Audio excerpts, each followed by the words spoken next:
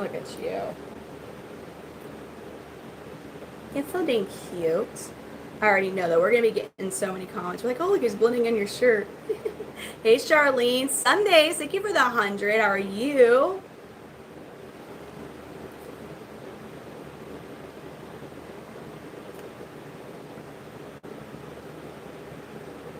There he is. I already know we're going to get so many comments probably about him. Oh, he's kind of blending into your shirt. I'm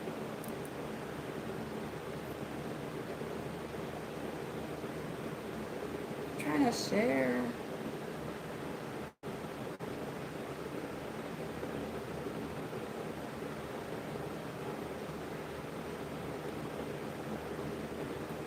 Hey there, Joel. How are you? Hi, Nicole. The red one. James, you get the red dragon now.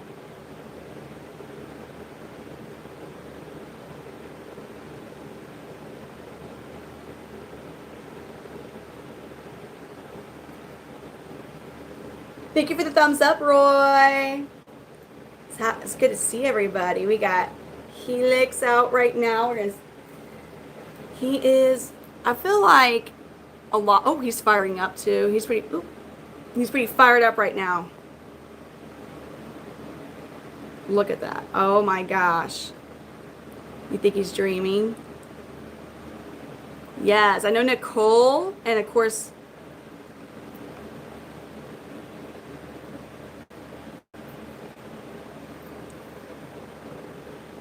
I know, I love those colors on him. He seriously is just so amazing looking. He really is.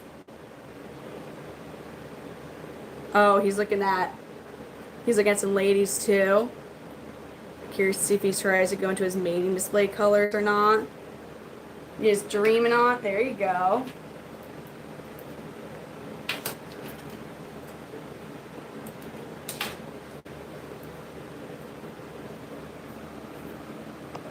Yes.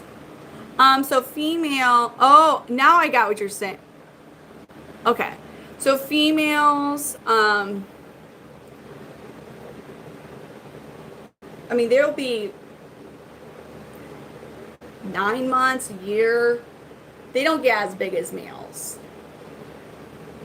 Danny, this is real Charlie. His name is Helix. He is a Panther Chameleon. He is an Ambilobi locale. So, and I know people probably think because I'm wearing a red, I just happen to be wearing a red shirt. I rarely wear red unless I'm going to a Cardinals game. But they actually change their colors based on mood and temperature. So he's kind of firing up because he does see other males, but he might be getting to mating display colors. He's so dang cute. He's a little over a year old. Oh my God, look at him.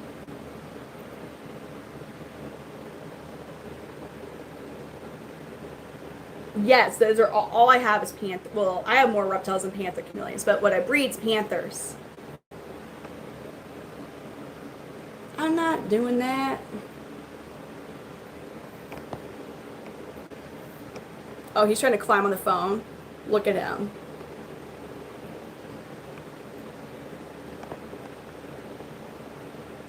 Isn't he gorgeous?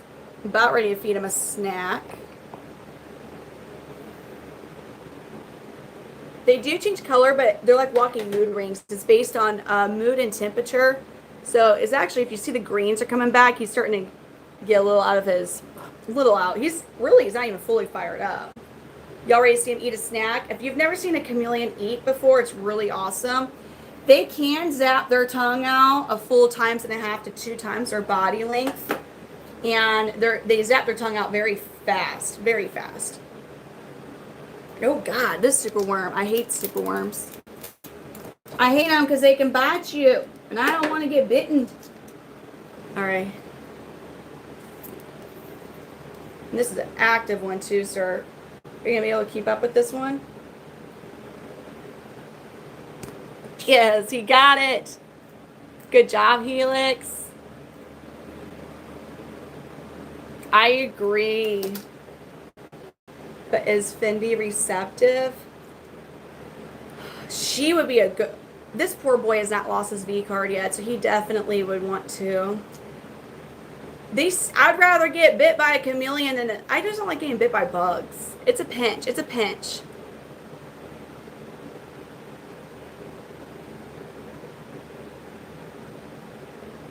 Are you? I mean, so if you're asking me how their tongues can snap out at full times and have their entire body length.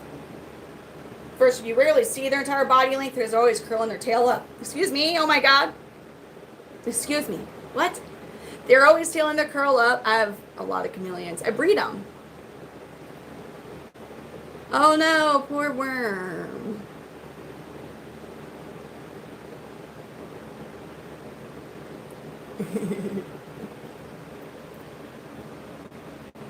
Oh no.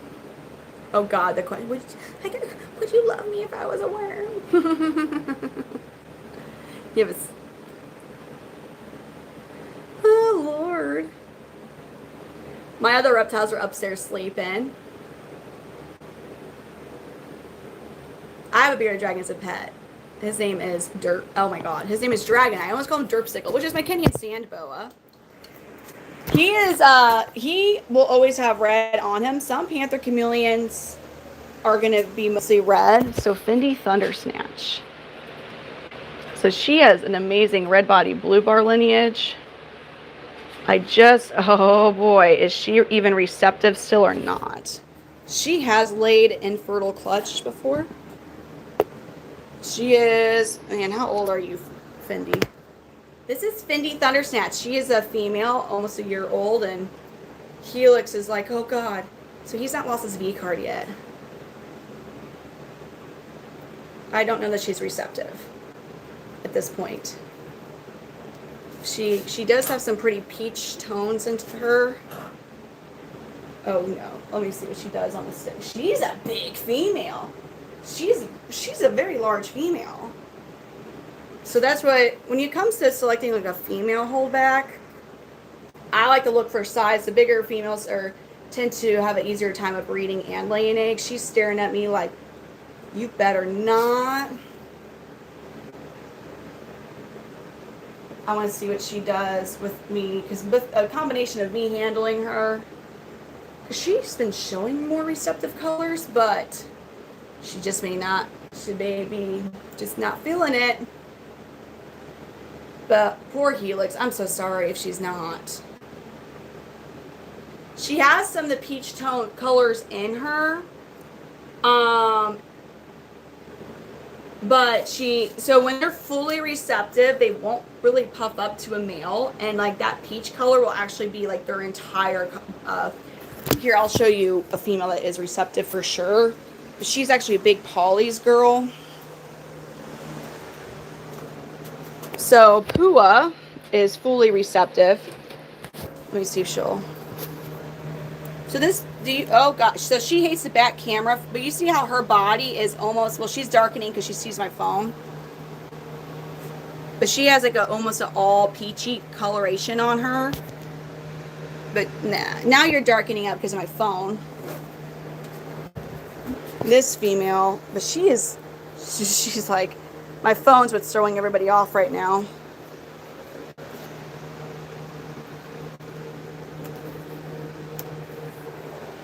She hates the phone. Oh God. Helix, you better not poop in my hair, dude. You better not do it. Don't poop in my hair. He likes to poop outside of his enclosure, which is cool and all, but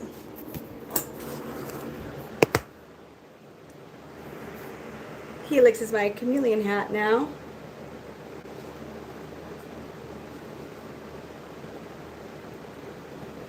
So the back camera lens, so the front, like this front facing, most chameleons don't even register with that. But the back camera lens, which is why I flipped my phone when we were looking in their enclosure, that gets a lot of chameleons worked up.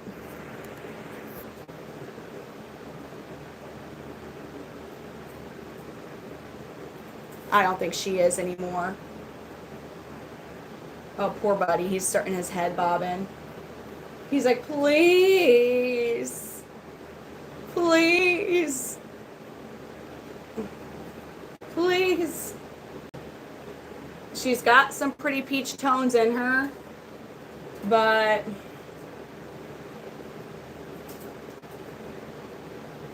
yeah, I don't think she is. She's just puffing up. She's she's John Gotti's daughter. Cindy is, so she does.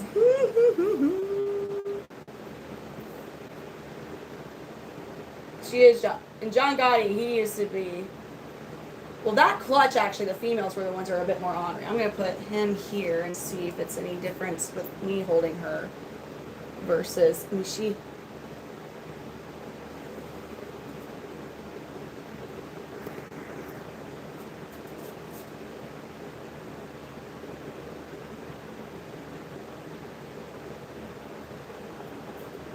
So this is a female, and the females are nowhere near as colorful as males.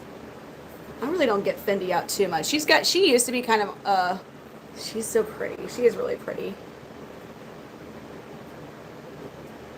So she has a beautiful red body blue bar lineage. So the colorations that she throws out to her offspring will be red body blue bars. Yeah, it's a tough, because she is not full of eggs. She has laid an infertile clutch. She just may not really. She is really pretty.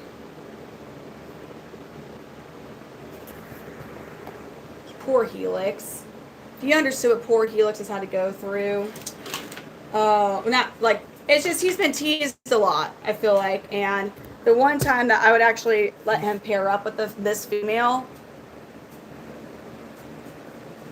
and may not happen. Christine, thank you for the 100. You see, she's got a lot of really pretty peachy coloration in her. Yeah, she's a pretty big female. But she's actually not going into her like if she were really, really rejecting him, they would get really dark. And she isn't really doing anything else rather than just looking at him and puffing up here and there. But she's also, there's a lot going on for her. He is watching her every move. Well, you see, you're not going to get to do that on my arm. He's really, oh yeah.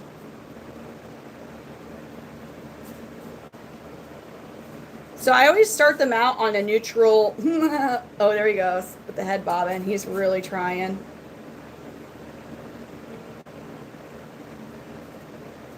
So I always try to introduce them on neutral grounds just because these are very territorial creatures, and just putting them in each other's enclosure may not go over well with some of them. What are you going to do? Good. She's like, give me her. Christine, thank you for the floating heart. Thank you. So, see, she has mixed signaling.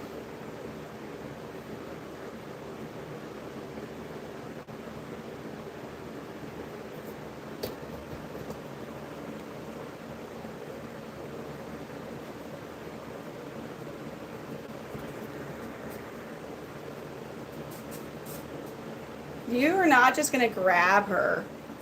Oh, yeah. And yeah, they're not romantic by any means. By any means are these guys romantic. I feel, it's always like, anytime I see a female in the middle of all, I feel so bad for the female every time. I really do. Like, he's also not all the way in. I'm in the St. Louis, Missouri area. He's really not all the way in his mating display colorations either. So the mating display, he'll start to get darker stripes on his.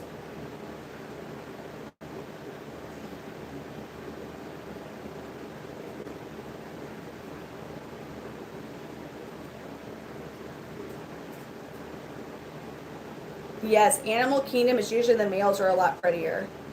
That head bob is what they do to try to be like, hey girl, see what see what this head bobbing can do.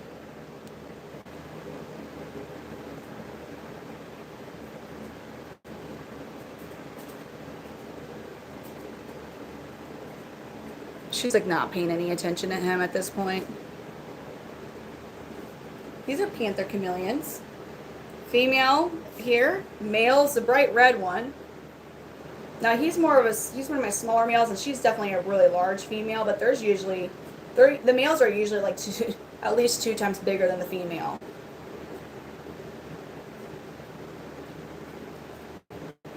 But she's not really. She's just ignoring him. Oh yeah, she's a really pretty female. She's just ignoring him now. But she's not still, but she's. Here, go over here, baby. There you go.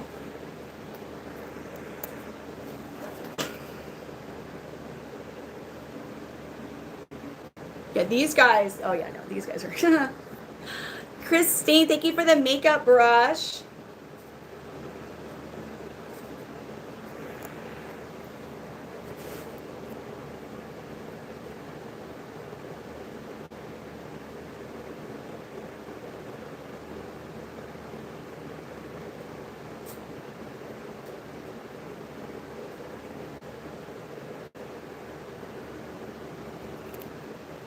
But yeah, you always would want to introduce him on neutral ground. So like this climbing tree is not his enclosure, nor is it her enclosure. There's some males, like my male Gambino, we call him Ted Bundy. Him, after he's done Netflixing and chilling with his boo thing, like every single time he attempts to, you know, Bundy her, basically. And so I always have to just be really supervising that. Yeah, so see, she's really kind of throwing me off too, because her peach colorations are starting to spread more on her. I've never paired up Helix. If he's anything like his father, see how the peach colors on her are starting to show a bit more on her belly. Really on this side of her, you're starting to see them more. She's no longer puffing up. Oh, actually, she's starting to come back. Hold on. Yeah. Oh yeah, look at all the peach coloration on her now. But she still has, she's not all that peach, but she's starting to walk back to us. Or Helix. They do not drop their tails. Every time that Gambino is done, the reason we call him Ted Bundy, and I mean, obviously it's not that bad.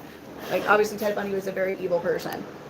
But he does try to attack her every single time after he's done. He's like, and like he's never been successful, but I have to, you shouldn't let Panther Chameleons just breed and like go about your day at work, because as I said a little bit ago, they're very territorial creatures. There's some males that they're completely fine with the female being in their enclosure, and there's other males that are not, and they will try to attack her once they have done their thing. I have a gargoyle gecko, 2 crested geckos, a bearded dragon, a Kenyan sand boa, 2 dumpy tree frogs, and a bearded dragon and a leopard gecko. I have a yellow giant Parsons chameleon, 2 dogs and a cat. So I always say how, so right now, Gambino knows I have a really bad habit of forgetting to latch the bottom part of the enclosure. So he's trying to push open the bottom part to get to this lady. He's really, really trying hard to come out to see this girl. Look at that. He's trying his darndest right now. So that there is Gambino, the one we also call Ted Bundy. He is really trying to get out to get to this lovely lady. She's not for you. No. You know, she's not for you, man. He's actually trying to, yeah. Thank you for subscribing. Thank you, Proud American Boy.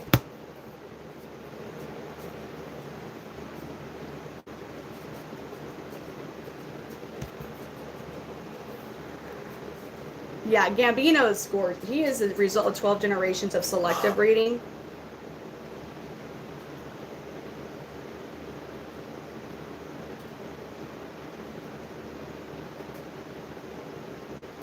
Her peach color is actually showing a lot more on the side that's facing him right now.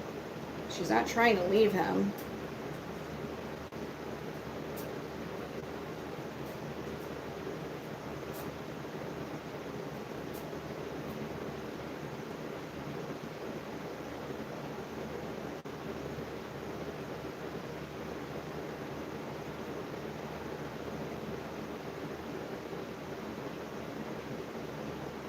He's being a gentleman, though.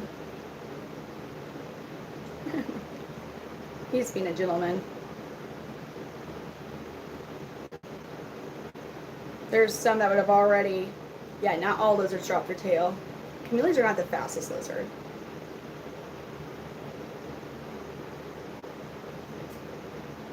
He's really feeling it out. He's really feeling it out right now.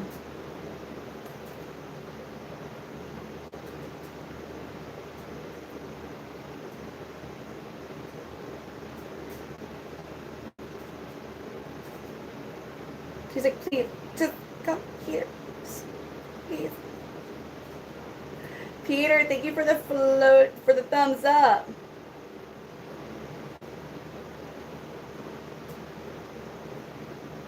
Oh, God.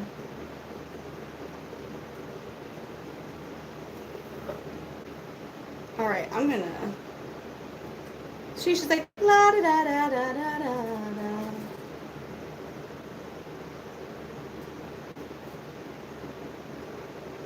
I'm putting them in his enclosure. I'm just trying to see how close he's able to get and see if she puffs up and she's not puffing up at him.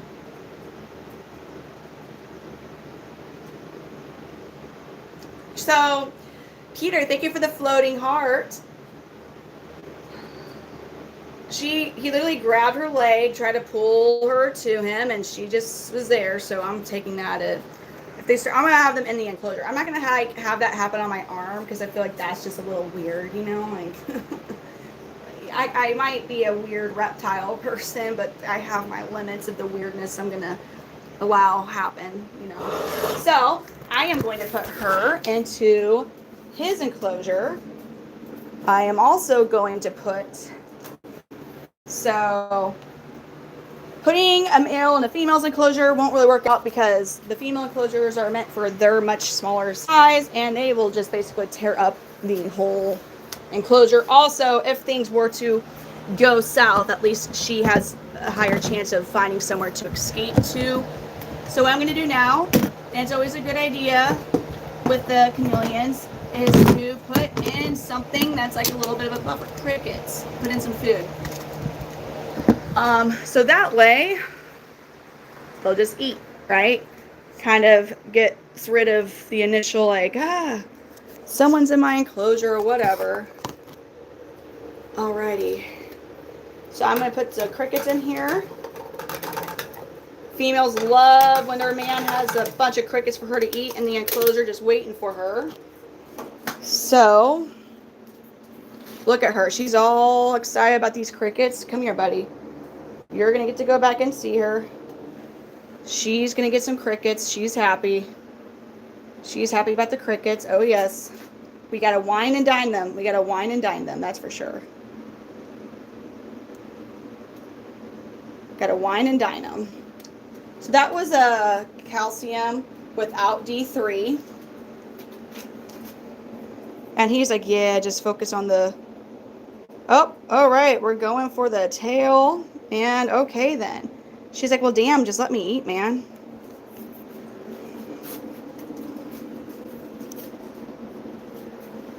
Oh, she hates the phone. I gotta remember that.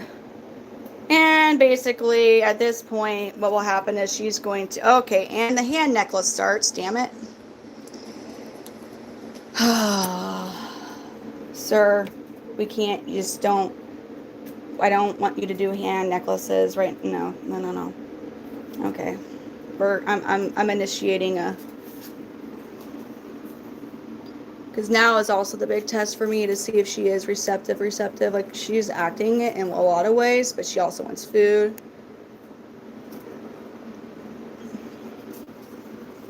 She also hates the phone.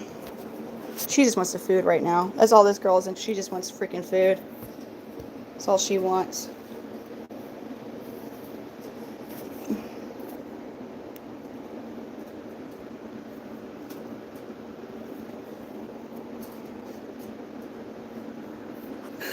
He's just like...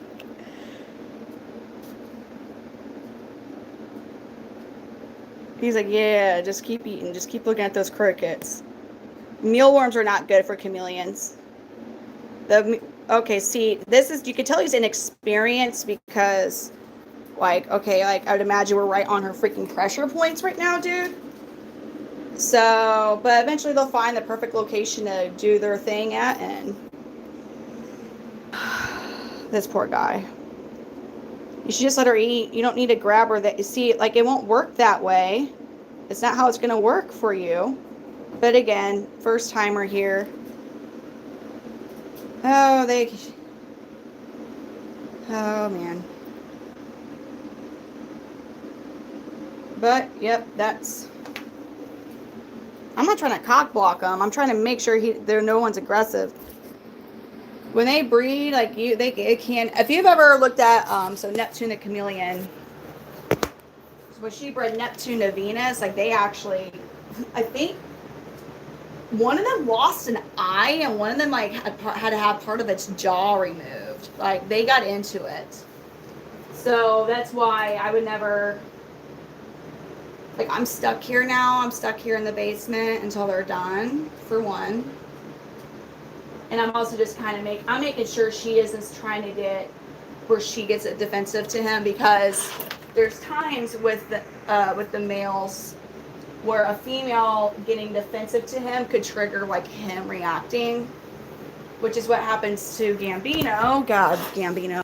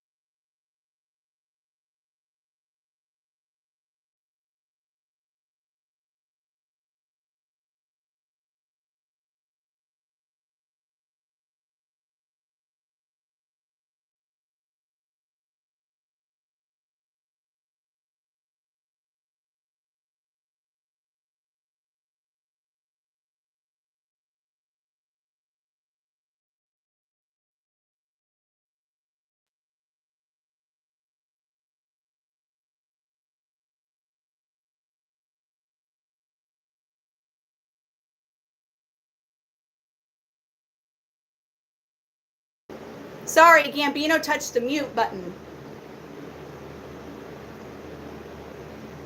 I got it. He touched the mute button with his tail, and he took the camera off with his tail.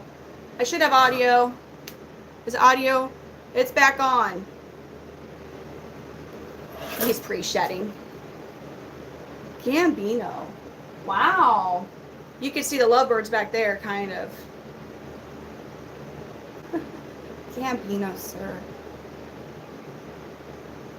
I love their feet. He's like, where'd she go, though? Listen here. He climbed on my phone. He was like he goes on the phone. He was acting a little extra because he knew. He's like, where'd she go? Where'd she go? Where is she? Damn, Helix, you're not playing, sir.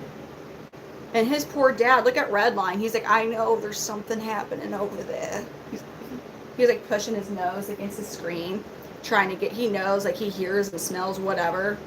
He's just completely, Redline's completely aware that some action's happening next door, and it's actually kind of humorous.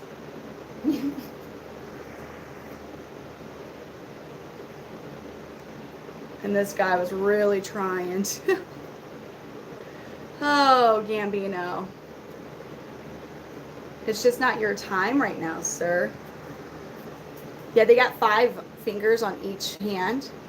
So, on their front feet, they got 2 toes are on the outside and 3 are in the inside. And then on their back feet, 3 toes are on the outside and 2 toes are in the inside. This is a very important detail, and I will always say this because of how important it is. If you're ever trying to get a chameleon tattoo, they need to know that. They need to know that. I've seen some of the most talented artistry skills of tattoos with chameleons. Because I mean, like when you go with a detailed look with them, like it's truly an insane. I'll get Kenny Powers out actually, because He's always pretty vibrant regardless if he's pre-shed or not.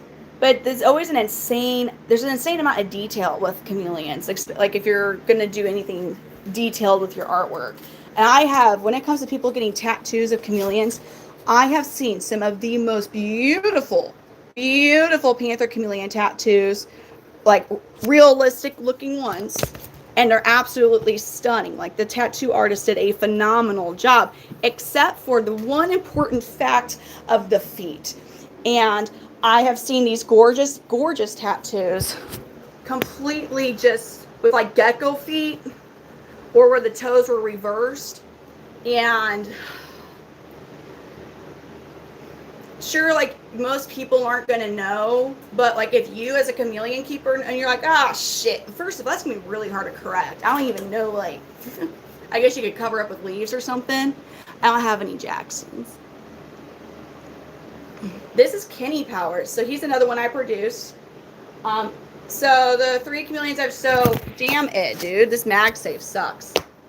So Helix and Fendi Thundersnatch are ones I've produced, and then this Kenny Powers is too. He's a little over 2.5 years. He'll be 3 years old in July. He's another Ambilobi. He is a yellow body blue bar. Isn't he gorgeous? But let me show you the detail on his scales. Let's try to. There we go. Look at this stuff. When you really zoom in on their scales and you just see how everything is just actually little. There's big scales, little scales, are all their own. YouTube's zoom in focus, I will say, is the one thing I don't like about streaming on YouTube. Is I can zoom in really good with my camera, it's just not on this app. Like, even look at that. The little bit of yellow speckling up on the light blue lateral line on him. So gorgeous. Yes, Charlene. If you need to go to sleep, Charlene, go to sleep.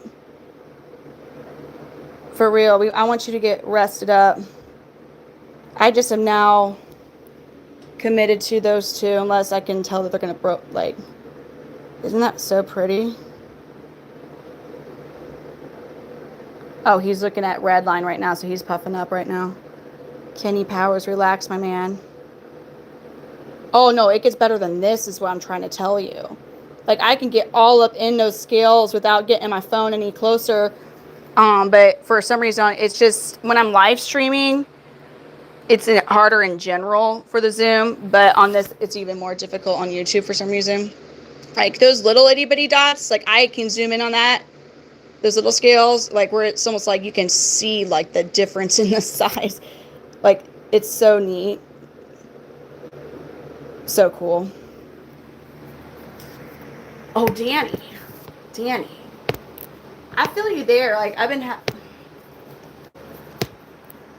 I hate the mag thing. Isn't it so cool? Good night, Char. I love chameleons. I will, even if I didn't breed, I would still have like several different locales of males.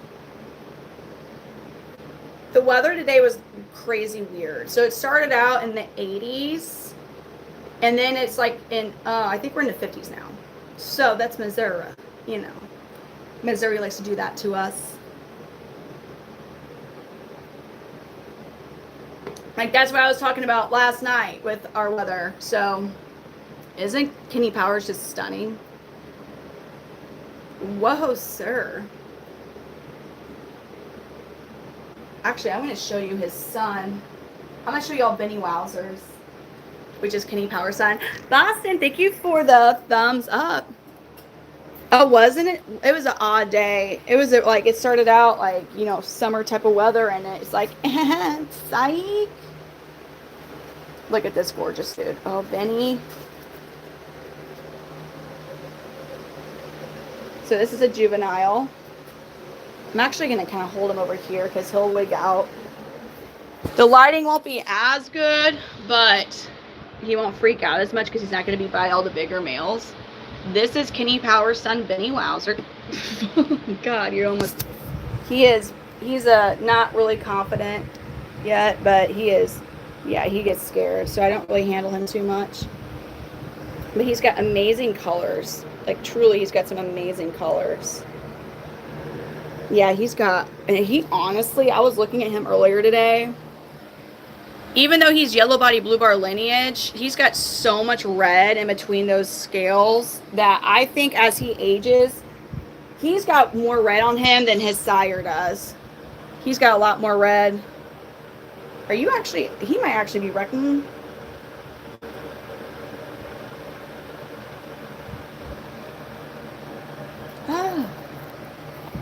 You're fun. So he's just still developing his colors. And one of the colors that you'll notice that will develop later is some reds. Like my red body, oh my God. My red body blue bars, I'm gonna see if what happens if I have him over here.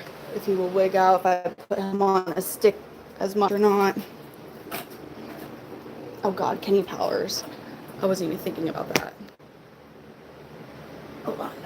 Let me see what he does if I actually put him on a branch for him. Oh. Just a stick. Click this stick. There you go. That way I'm not actually touching you.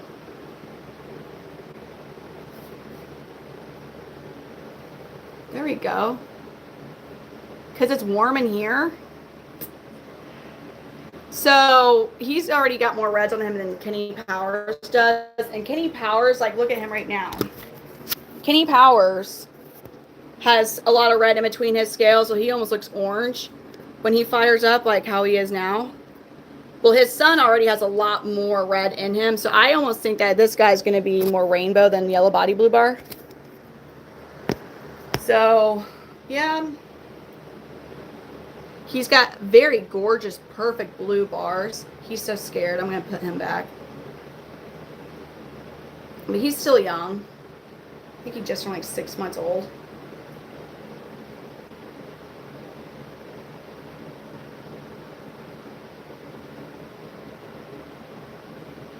And all his pretty colors on him already. Yo, yeah, when they fire up, but he's so, yeah, we're gonna put Benny up because Kenny Powers is on one right now. Kenny Powers is such a territorial chameleon.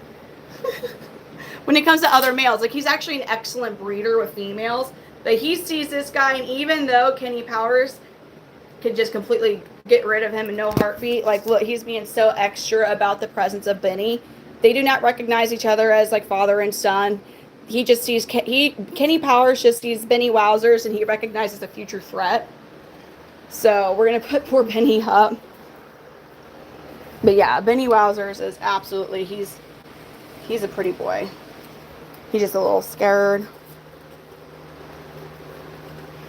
Yeah, they are smoother than a bearded dragon. As I said, they're textured. Like, they're not like smooth, like, you know, like a ball python, or definitely not as soft as the crested or gargoyle gecko. But they are, sorry, I was just kind of laughing because Kenny Powers is just, yes.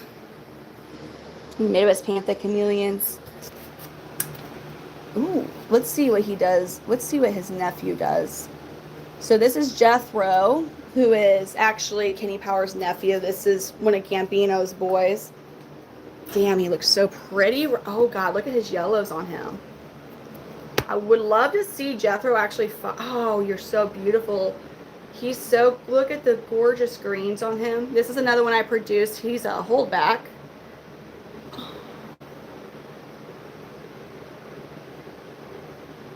I don't know what they would do. If it's dark and I'm sleeping. No, they'd honestly, if I open up, actually, let me tell you what these guys will do.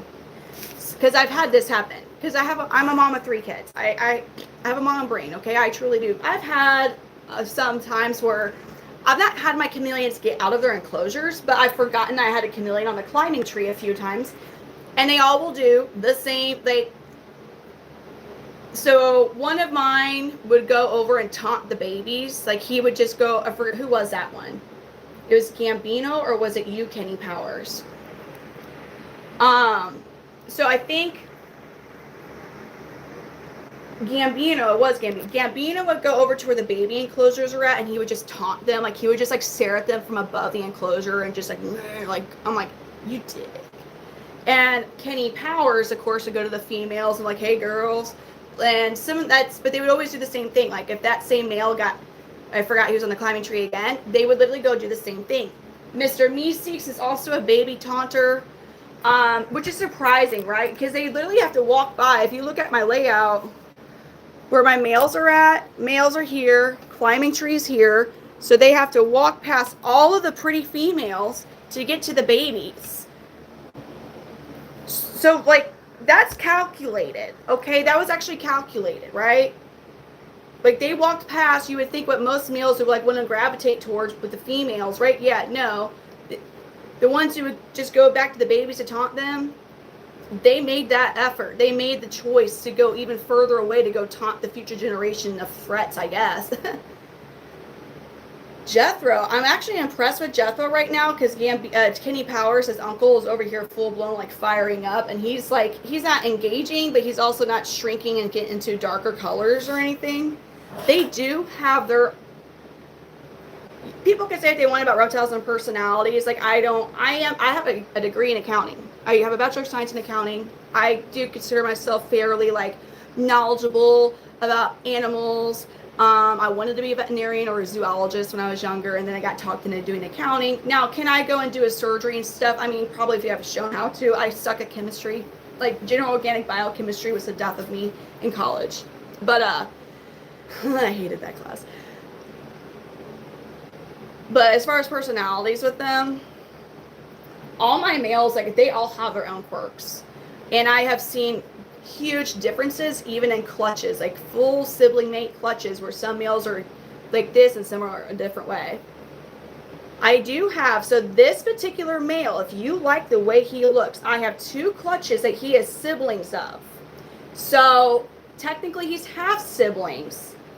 But one of the clutches, the pairing is basically genetically almost identical as his, because it may not be with his mom, or Dom as she's called, but it's with his aunt from a younger clutch. So the Doms are full sisters, just one was from a clutch, a younger, like she was younger. So there are some breeders who would literally label that, because a lot of times breeders that aren't as into lineage as I am, will just have like the sire and then the Dom sire, and that's all you'll know. So a lot of other breeders will actually label that the same, but I understand that it's not the same because that female might pass on slightly different genetics than his mom.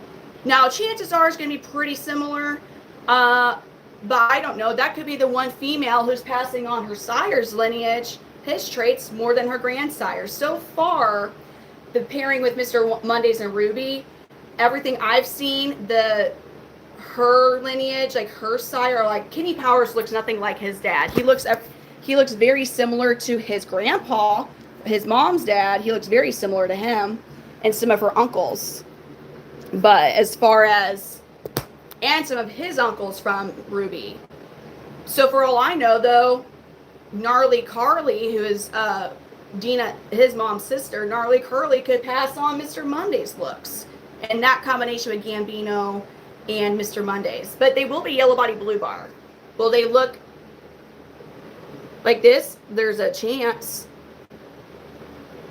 And then the other clutch, his other half sibling clutch, is a completely unrelated Dom. And well, I hope that clutch, I hope the other eggs from that pairing hatch, more of those hatch. So, I mean, I have a decent amount of them, but yeah. Loose bugs are definitely going to happen when you have chameleons, because when you have these full mesh enclosures, now if you just have one chameleon or a couple chameleons, there are actually these awesome like stick and vine holders that you can get, and they're magnetic. So what that means for you is you're not putting holes in the mesh, right? You're not having to damage up your enclosure.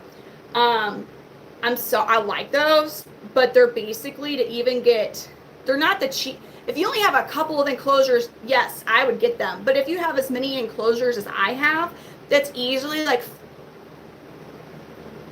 I think just a set where it's like like a 4-pack. So it's basically you're attaching a stick to this side, you clip it here, and then you attach it with the other one. So that's like 2 sticks crossing, like making an X. That's all that is. I want to say it's like $15 to $20.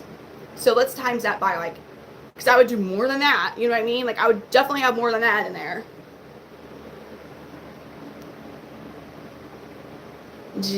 Oh God, look at him. Jethro, you're so beautiful. Veiled chameleons are so cool. If I ever get into a bigger location, even in like when we move to the garage, because anyways, that's a side rant. I will 100% I would like to get like a mean male veiled, I think. Danny is an amazing mod. I have an amazing mod team. All my mods are amazing. I will say YouTube is a bit of a different beast. So the comments that come through on YouTube compared to where we started streaming on TikTok is insane. But I can talk freer on here. I can tell you pricing. I can tell you like the brand of the equipment I use. People ask, I get makeup questions a lot. I can talk about the makeup I'm wearing. I cannot talk about that on TikTok. My account gets in trouble. It's stupid. These are his resting colors. I've never seen him fired up. He is a yellow body blue bar. His sire is Gambino, and I can tell just from looking at his greens and how there is like no red in the green at all. Look, you can see a little bit of that yellow starting to form there on the bottom, but basically what I'm getting at is I think he's going to look very similar to his sire, where he has really bright popping yellows. He's pretty chill, and he's also not the most confident of my males. So I haven't seen him. I've seen him in his mating display, and his mating display colors are actually what got me to, hold on, buddy. I'm putting him up. So he's like, yeah, I'm going to run. He's not going to have as much red as his uncle Kenny Powers. Because Kenny, you saw his son. I was showing you his son, Benny Wowzers.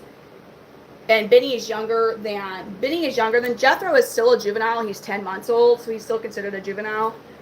But his cousin, Benny Wowzers, has so much more red than he does. And Benny Wowzers will probably have more red than him. But this is a fired up yellow body blue bar. Yeah, he sees his nephew and he's like, oh hell no. But the reason originally Jethro was not my holdback in that clutch. Actually, Rafiki, who I still have his brother Rafiki, which is our other mod, Desi's, the one she's gonna be getting. He was gonna be my holdback, and then Jethro came out of his enclosure one day, and there was a female that was receptive, and he started to like go into mating display colors. Oh, and the lovebirds. Oh, that poor girl. The lovebirds are locked up. I apologize. Sometimes on YouTube, when I go to flip my camera, it kicks me out of my stream. But these guys are, they're locked up. Poor Fendi. Helix. I'm curious if we're going to see a change in Helix now.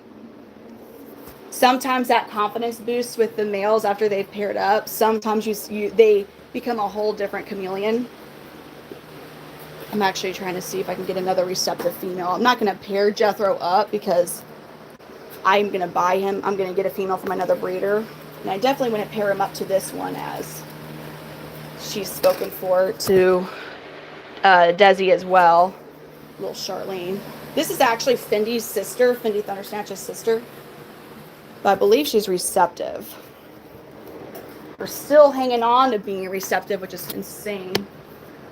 So I'm curious if Jethro will actually start to show some of his yellow coloration.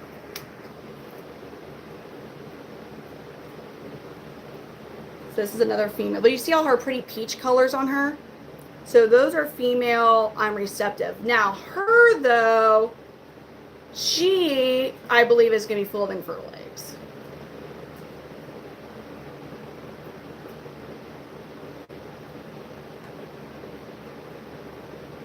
What I'm trying to do is show. So how I even got into chameleons, I was super duper pregnant and hormonal, and I wanted a chameleon.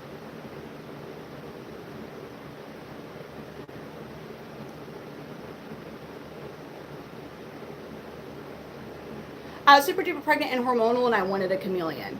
So I got Redline. He's right there. And then not even a month later, I got Mr. Mondays. And yeah, I really loved keeping them. And then I was like, wait a minute, you mean I can write off my business, or I can write off my hobby as a business because I actually want a chameleon. Daniel, I have a boyfriend. But he took me to, how he kept me first of all, the second go around, how he kept me is he got me some good food. So that's gonna be how it works for most of us chicks. Most of us are like, I don't eat that much. Yeah, no, just take her to get a ribeye. Just go take her to get a ribeye somewhere, and more than likely she's gonna stick around. Just saying, as long as you're not a complete douchebag. So I don't inbreed, or let me just say I don't intentionally inbreed. And the reason I say intentionally inbreed, there are going to be some breeders that are weird. I usually get my females and when I buy chameleons, I usually go to Jonathan with Iperdalis because he has an immaculate record of his lineage charts. There are times I have to go to different breeders, and it's not that they're bad breeders, just some breeders are like, they don't give you as much lineage information. So do I intentionally inbreed? Absolutely not. I even like ask like the other ones, are you sure like none of these, like if I notice in any of my chameleons that there's a sire who is a pretty popular male as far as being like hoed out, if you will, like there are male panthers who are impossible. Thank you, Daniel. Who are impossible like to almost not find in somebody's lineage. But basically, yeah, no, I don't inbreed. The rule, if you reintroduce genetics, is if they're at least 4 generations out. I don't do that though. I live in the St. Louis, Missouri area. I don't know what Jethro is starting to kind of change a little bit of color. Let me move my light over. We can see him a bit better. See how Jethro's getting the pretty yellow. So I have a receptive female near him. And he is definitely noticing her. You see the yellow he's starting to get? Look at the yellow. That little bit of yellow that we are seeing on Jethro is freaking crazy.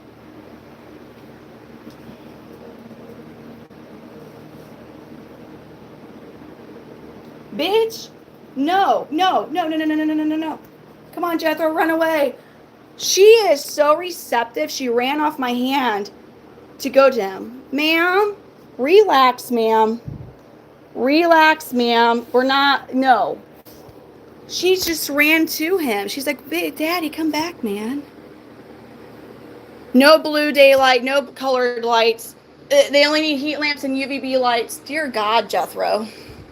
Yeah, she is so receptive. She came running to you, dude. She still is. She's like, hey, Daddy, come here, man. She's trying to climb down to you. She's that receptive. Get out of here. Relax. She is receptive.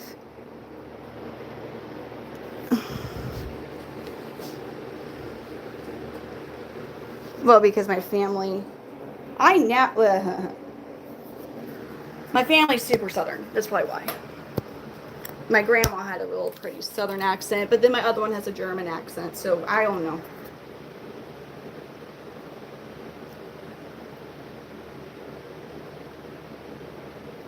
I don't know. She was ready. She's still trying. She's still like, come here, baby.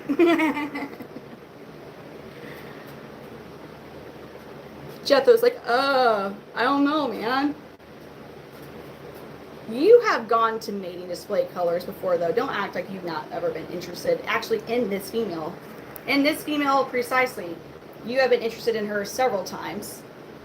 I have a bearded dragon, Daniel. His name is Dragonite. He is a Hypo Zero. He's so cool. I love my dragon. I just had him out several hours ago, and I actually brought him down here because some of my super worms they turn into the beetles, you know. And yeah, so I was like putting them on the ground for him. He's like, and he would go and get him, and it was fun. He's awesome.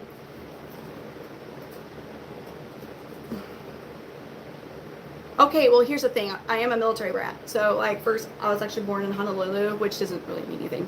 I mostly grew up in Grant City, Illinois, which is, like, right on the other side of the Mississippi River from St. Louis. If I were to stand on my roof, I could see the skyline for downtown. I then moved to Overland Park, Kansas, which absolutely sucked. Going from like one of the armpits of Illinois, or the metro like of Illinois, to Overland Park, Kansas, which is very like income way up there, you know, was like basically a culture shock. Also, everything for me was like Cardinals and the St. Louis Rams, because they were still there. They were still the St. Louis Rams then. Yeah, no. So stay away from the chameleon kits, actually. Stay away from the chameleon kits that you see at like PetSmart and Petco. The ones that ZooMed makes they're called in the chameleon community chameleon death kits. Literally the only thing that's even okay for a chameleon is an actual enclosure. But they are too small for a male. And all those colorful LED lights, no. And it's so aggravating because so many people, like even scientists in the reptile community and in the chameleon community, have reached out like, hey, like all this does is kill them. That's all it does. It doesn't have anything correct in it. So now some places actually make chameleon kits. Most of them are breeders, like also Neptune the chameleon, her chameleon kit. Like I think that you're spending a bit more money than you would if you just like looked around and got stuff, but for the convenience of having everything you need in one purchase, the breeder chameleon kits, they're usually fine. I will say this though, like your ZooMed extra large Repti breezes, which are what the males will go on, which are 2x2x4, that's in feet. She's like, come back, Daddy. She is trying so hard to climb onto my head to get to Jethro, and Jethro's running. Sweetheart, relax. You can find these suckers on sale sometimes, and they're affordable.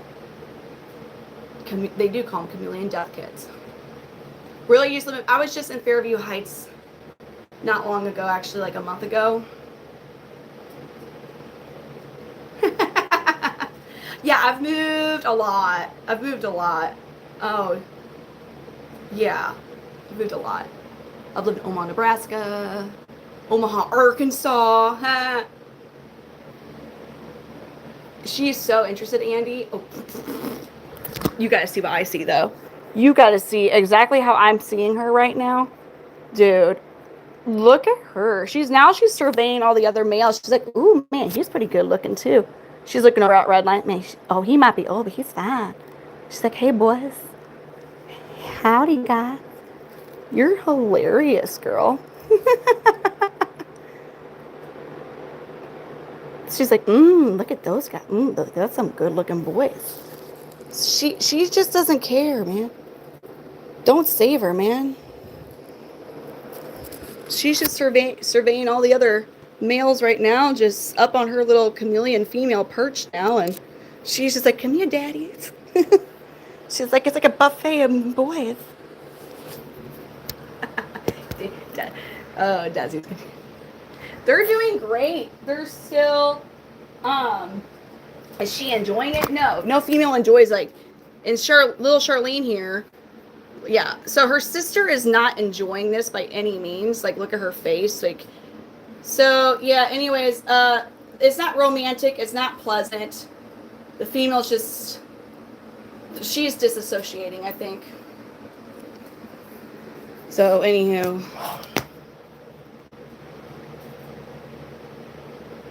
I have a lot of Panther Chameleons. This one is Jethro Mac Bodine. Y'all named him. Well, over on TikTok, he was one of the ones that you named. Look at the yellows he's showing. Let's give him a snap, you guys. Oh, she shifted her body closer. Oh, she was trying to get on my arm to get to Jethro, because I moved my hand over. Damn, girl. I need to put you up. I was trying to get him in mating display colors, and here you're just... Andy, at least an hour. But once they're done, I'll take them out. Oh dear God, look at Mr. So Mr. Meeseeks, my Abanja, quick backish story. Almost all of my male chameleons have a male that they hate the most. Like there's a particular male that each individual, most of my males, they each have one other male that they hate the most, like one in particular. So Meeseeks, my Abanja, hates Helix, man. Hold on, is he gonna go back to what he was doing? He was just staring over from his enclosure, just like, really, man? Look at him though. He's like,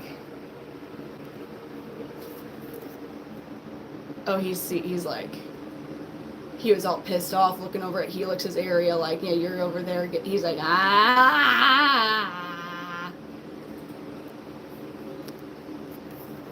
Stop. You, relax. Stop it, man. She pulled my hair and tried to climb on my head again. Ma'am, you can just... She don't care. You're pretty forceful. Do you not see your sister hating her life? And you're still trying. Dear God, she's like, look at me. Look at this. Oh yeah. Damn. Sorry, buddy. Midwest Panther Chameleons. Oh my God. Huh. Yeah, females are much harder to sell. And the percentage of, so you can have higher than a 6%. The thing with the percentage of their UVB is they are not, like there's going to be like bearded dragons are going to need a higher percentage. In theory, you could also still have a 12 or even a 14% UVB bulb with these guys, but you're going to have to adjust everything. And you want them to be in a UVB zone, zone 3 for chameleons. So about around 10 inches away from the top of the enclosure is about an ideal spot for your basking sticks to be, away from the top.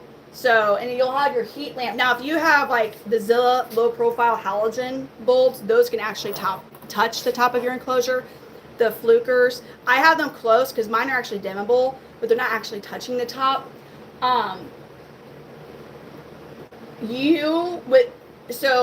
With the 6% bulb, that spot, about that distance away from the top is going to work where they're still getting the UVB they need, but also still able to obtain that basking spot temperature that they need, which is about 80 to 85 degrees. I aim for 80. These guys can overheat easy. And unlike in the wild where if they get too hot, they can just kind of escape the heat by going into the shade of the trees and have a larger area to escape it in. They can't escape the heat that as easily in an enclosure. That's why you really need to monitor the temperature. And that's also why, one of the reasons that you have as many plants so they can go away from the heat if they need to. But if you increase your UVB bulb, that means now they're going to be in a higher UVB zone than they would be if they were in 6%. So you now need to lower your branches. But now they're no longer getting the heat that they need because now they're further away from the heat lamp. And so that would mean now we need to increase our heat lamp wattage, but now the gradient of heat isn't as perfect for them. You have a low to mid 70 gradient, low to mid 70 temperature gradient of heat. So the warmer, the closer to the top you're going to go. But if you have everything's hot, they're down here now instead of here. They can't escape the heat as well. So that's the science behind it. So if you're in a larger enclosure, yes, you're going to get a more powerful UVB.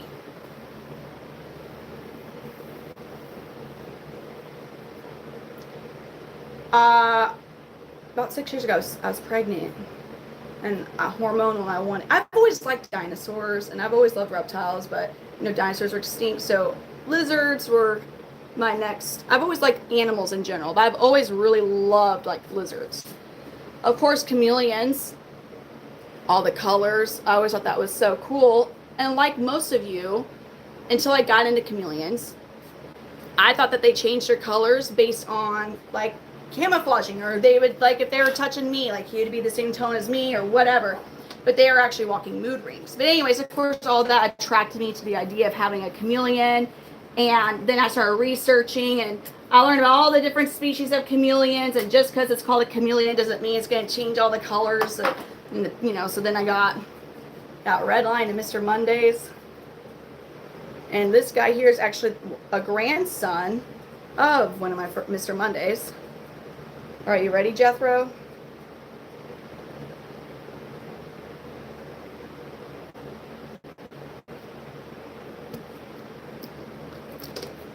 And this is Jethro's signature move, which is slowly torturing his superworm. The superworm's still alive. He does this every single time. It's a fatal blow. Like he won't be alive for much longer. But as you see, that poor little superworm's like, just end it, man. Just get it over with. But no, Jethro's not just gonna get it over with. No. He's gonna have a cigar. We're gonna look like we have a cigar for a while, and just let the little superworm guy like, oh god dang it. I was gonna go, I had plans, I was gonna go to college. Oh, those are called hornworms. There you go. Just finish the poor thing off, dude. He's still alive. He's still alive. Why? You're the only chameleon I've ever had that does this. You take forever. You just like to feel the life leave. I'm so happy about that Queen Kong. And they do shed when they're juvenile. Oh, there we go. There we go. Oh, but god dang it. Dude, just eat the damn worm. Thank you. There we go. Look at the pretty yellows on his gular. Man, you're a sharp looking chameleon. Just stop, man. Worm trick. You can't, that's what he does. That's his move. No other male or no other chameleon I have does that. They all gobble those suckers down. Not this guy. Because he ate the damn worm, sir. Well, I'm in my basement. I live in the St. Louis, Missouri area, and they're native to Madagascar. They are invasive in Florida, so Missouri's not a beautiful tropical location at all. Not at all. But I mimic it to the best that I can. He was savoring that worm. Oh yeah, licking our lips now. Shit, too. How do I? So just state. I might have my website published, but it's not accurate yet. Yeah. I mean, actually, there is a website but one of the ones, if it doesn't have a picture of Redline right off the bat up front, talking about like pure locales and stuff when you scroll down, that's not. I'm trying to get that. It's a whole mess. But I will have a website. I thought I published my .com. We bought so many domain names so people can't steal it, and I've been working on my pre-order thing and my actual available ones. So the price of Panther Chameleons across the board is going to depend on locales and lineage. So Amber will be locale, which is his locale, and I will have some of his half siblings available in a few months, or depending on some of the older ones grow anymore soon, even maybe a couple months. But so the clutch I have available right now, which is actually Helix's, the one who's getting lucky with the girl over there, his half siblings and Redlines, he's a sire of them. Right now, those males are going to be $650, but that includes priority overnight shipping. We have a few pre-order spots for males and females, and for that, it was a $100 deposit. Now, if you pay in full, you actually get a little bit of a discount. You get $50 off. So for a male, instead of it being $650 shipped, it'd be $600 shipped. And females, same, but they're $300 shipped. Or $250 if they're paid in full for the pre-order. And that particular clutch, some of them will be ready, like basically when they're 3 months old, which is the 25th. But they're going to be ready shortly after, like a couple weeks. Now that they're still ambilobi locale, those are going to be red body. They might have the pretty blue bars like the red body blue bar, or they're going to have mixed bars like the red line. But regardless, they're going to have a lot of red on them. International shipping is a whole ordeal. It's a very difficult thing. I don't know which breeders actually even do. Oh, it's so complicated. I didn't even know until I was talking to Bill about it. But so I priority overnight ship anywhere in the U.S. except for Hawaii and Alaska. The reason why shipping internationally is a huge deal. It's very difficult with so chameleons. I don't know if it's pronounced, I think it's pronounced CITES, it's CITES, and it's an organization that basically is monitoring how much of a certain animal that is like, you know, imports from Madagascar and I believe other places in the world. Well, chameleons are included in this list of animals that are governed by this organization. So they put a cap. Now, even though like these guys have been captive bred for generations, like I mean, we're talking a very long time. Their sires 12 generations of selective breeding. But they originally, at some point in their lineage, they had someone from the wild, right? So there's a certain amount of imports that are allowed per species. And I forget how many exactly it is with panther chameleons, but say it's like 300 or 500 can be imported legally from Madagascar, right? And it's just panther chameleons across the board. It doesn't matter if it's an ambilobi locale, a banja. So in theory, where this can get really bad is somebody could go to Nosy Bee and get 500 nosy bees and completely ruin the whole population by taking that large. And don't quote me on the exact number. I forget what the number is of panther chameleons. But anyways, they all have paperwork. So the chameleons who then get imported actually have original paperwork, right? That paperwork, for me to ship any chameleon internationally, I have to have this paperwork from the original wild-caught chameleon from its lineage, which we don't have that. I didn't realize that's the big issue with actually shipping these suckers internationally, is that organization's like, well, where's its paperwork? And I'm like, he's captive bred. They're like, well, from his link, like, we don't have that. So that's actually one of the biggest reasons that international shipping is extremely difficult. Free? No, they ain't free, Mark. Well, maybe veiled chameleons. Panther chameleons, yes, they're invasive in Florida, and maybe you can get extremely lucky and find like a panther chameleons. Seriously, I will always tell people this. Don't just go looking for panther chameleons without somebody who's like guiding you that knows where to actually go, because a lot of them are going to be guarded by armed Florida men. For real. Like, do not go. Like, good freaking luck. Like, if you want to deal with the armed Florida man, like, I go for it, I guess. Like, I'm not recommending that. I freaking wouldn't do that. You're going to pay me to just sneak up on some armed freaking Florida man. It's like, hey, I'm going to go get some panther chameleons from your tree. No.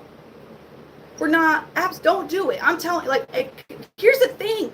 That man's protecting $500 a male chameleon. So think about that one, too.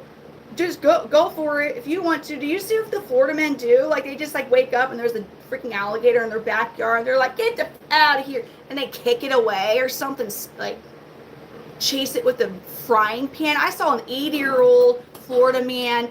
This alligator came up and got his dog, and he goes, oh hell, not today. And there was some random frying pan, and he goes and got his dog and saved his dog. I was like, well, damn. And he was 80 years old. He wasn't in his prime anymore, but he saved his fucking dog. So go ahead. That's what you want to do. Go and find some free panther chameleons, but good luck. You're like, I almost got some of those. Prairie dogs are cute. They are. Well, I mean, here's the thing. Like, we're gonna do a lot for man's best friend. Alligators are just big lizards, Justin says. So yeah, you all know what video I'm talking about. That man said, not today, Gator. But, and just like, I was like, shit. He did. He was like, he was keeping his doggy. Oh. So the inside of their feet are really smooth. You do feel the little prickles from their claws, but it doesn't really hurt. Ocean, you're like, you have 3 different, I don't know what to tell you. I don't know why I have. Well, sometimes I'm purposely doing it. if I'm like when I was talking like the armed Florida man dude or whatever, like we gave him an accent. I don't know what he sounded like, but I gave him one. I just boink them. Yes, they have little claws. See? No, you can't train this isn't how to train your dragon. We can't do that. Now they learn habits and patterns, definitely. Oh, the gangster chameleon Daniel is in the middle of getting it on. He's Netflixing and chilling. What are the main differences? Well, you're in luck. Let me show you. This is a male. He's a juvenile male. And this little receptive female, little Charlene here, this is a female. Now, he's still growing. He's about 10 months old. Yeah, 10 or 9 months. Well, hot damn, wait, he was born in. He's 10 months old. So he still has some time left to grow. Even though she's not quite a year old, she's about done growing. But anyways, males are really colorful. Females are not as colorful. This girl is mostly in her receptive colors, so that's why she has a lot of those pretty peaches on her. That peach tone that you see, it's receptive. Jethro's a little terrified of her. She's not terrified of him. She's actively, see, she's trying to grab him by the tail. That's usually what the males do. Also, females are considerably smaller than males for the most part. So she's basically done growing, and he's still, so he'll be almost about double her size once he's done growing. Females change their colors based on reproductive cycling. She's clearly receptive because she's wanting to be all over him. And then they will get gravid colors when they're no longer, like, receptive in heat, basically. Yeah, we'll name the baby, we'll name a baby. This should have been the night I did it. I'm hoping that here soon, I'm really hoping here soon that Helix and Fendi are done, which what they've been at it for over an hour, which it takes at least an hour for the Netflixing and chilling event to happen. At least an hour. I wasn't thinking that one all through because I started it. Oh God. Yeah, wrong enclosure, ma'am. I'm so sorry. I about put you in with Ozzy. My bad. How come females don't grow as large? I mean, you know, a lot of reptiles are some difference in size with males and females. And truly, I don't get with chameleons why the females are usually so much smaller than the males. Because, you know, like when you think of like ball pythons and most snakes, the females are larger. But it makes sense because they're either laying eggs or having live birth, right? So they're going to have all these extra things, eggs or little babies inside them. So that makes sense. It truly doesn't make any sense to me, though, with chameleons. Because, like, everything for reproduction with chameleons, the female goes through hell. The whole act of mating. Like, look. She's not enjoying it. He is. She ain't. I mean, he's just gripping on or whatever on her right now, and so yeah, just yeah, that's rough. Thankfully, he's not too much bigger than her. But then when you deal with my large males like Big Polly or Redline or John Gotti, and they're huge, they're usually like 3 times larger than females, and they're able to survive it. But yeah, so that's rough on them. And also laying eggs, having life, it's all rough on them. I don't get why they're so much smaller. Maybe it has to do with how aggressive the males can be, and maybe possibly with a female, because if they are not receptive, they will puff up. And also I would imagine with the females, it's to be like not seen by predators. Maybe smaller and duller coloration, it gives them a higher survival rate of being able to go and like, because one of the very few times females, at least ones that lay eggs, I don't think live births do this, actually they don't, but chameleons that lay eggs, they'll actually climb down to the ground. And chameleons don't like to go on the ground. That's not safe for them to be on the ground. The trees are going to keep them safe and hidden from predators. But one of the times that a chameleon, a female, will go is when she's laying eggs. So she'll crawl down to the ground, dig a hole, make a tunnel, go inside the tunnel, and lay her eggs. And then she'll crawl back out and fill it in, and then go about her way. that also might have something to do with it, because there's a lot of like, I think, correct me if I'm wrong, like bearded dragons are about the same size. Most gecko species, males and females, I believe, are the same size too, but chameleons, there's a big difference in size with all species. So eggs are going to have one baby. Now, sometimes you'll have conjoined twins. I have seen eggs conjoined, but I've never had any babies conjoined that have hatched. When that happens, they're not going to make it. And now, how many eggs can a female lay? They can lay a lot of eggs. I've had 14 eggs, and I've had 40 eggs, over 40 eggs in one clutch. The largest amount of babies I have actually raised from one clutch is 25 babies. Actually, now this clutch is about 28. So I've actually increased it. It was 25, but now I'm at a clutch of 28 babies that have hatched. So way, yoo-hoo.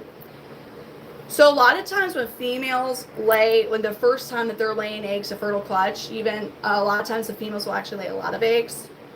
Most of them are not going to make it to hatching when they're that large of clutches, which I'm happy for. Me personally, I'm happy for that. Usually it's about an 80% hatch rate. I have had, though, honestly, they're all, I thought one was that John Gotti. The John Gotti was the smaller clutch. I don't know why I got them mixed up. My red line, the past two clutches have been about 100% hatch rate. So he might be a senior citizen, but his swimmers are potent. Okay? He might be senior, but boy is still, and they're two different females. Decent sized clutches, 100% hatch rates. Crazy. Oh, Daniel, yes. That's it. But we have a good, in case anyone's here is all like, oh, let's find out her let's find our location. We have a good old belief system of FAFO here. And I also live in the middle of nowhere on 20 acres of woods. So, but close enough to the Mississippi to just, boom. So, anywho. That's all I'm saying. There we go. Females will become receptive easily a few times, 3 or 4 times a year. And how much do they?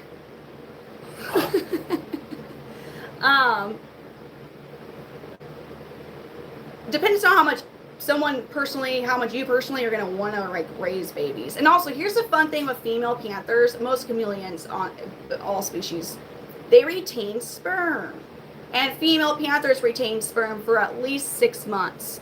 So basically, actually a good example, the red line clutch that's about ready, that's about 3 months old, that was from the initial pairing of Redline and Roja the Dom for that clutch. Then this other 28 babies, all fertile, are from a retained clutch. So what that means is she still had all this extra sperm in her from Mr. McPotent over here that fertilized all that next cycle of eggs. And they didn't even do the Netflix thing and chill thing. That was just, she just had it in there for her. Like, just was ready to make some more babies like that. And that's how that, and then she'll probably still have some left over for the next clutch that she lays, and so on and so forth. So that's why a lot of breeders will only pair up a female with one male. Males, you can, as many females as you want to with a male. They're comorments. Females, you would have to wait for her to have 2 completely infertile clutches back to back. And back to back, there's going to be months of there's a pretty decent gap in between clutches. Or you're going to risk, if you don't wait for 2 completely infertile egg clutches, like you risk not knowing who the sire is, and that's going to mess everything up for you. Females do not. Now, in the wild, a female is going to get paired up anytime she's receptive. Like, she's receptive. You saw the one female, she was like literally going towards him, like, hey. So, yeah. A male, and a lot of times what males will do when a female's receptive is they'll guard her, and they'll just keep until she starts to show like get away from me gravid colors. So what they do in captivity versus what they do in the wild will be a bit different. They're going to lay, for the most part, females are going to lay eggs regardless if they're fertile or not, regardless if they've been with the male. Now, there is a temperature and food quantity manipulation you can attempt to get her to not lay eggs. I will never I'm not going to discuss that with just like all my streams because we don't want to get that wrong. And for where I live, I can't because it's just, it's harder for me to eat. It's cooler temps. So, no, they don't react to their tails. Now, I mean, like, their tails are extremely important. I have seen a chameleon, not like, it was on a Facebook chameleon group, where they had some injury, or I don't know if there was an injury or they're born like it, but they were missing a leg. Got around just fine because he had his tail. Now, the tail, so when people group raise, it's very common to see part, like a very early, like part of their tail nipped. And to be honest, and it's easy to make this mistake too. Sometimes these guys, the way they move is they can move faster than like what you see here.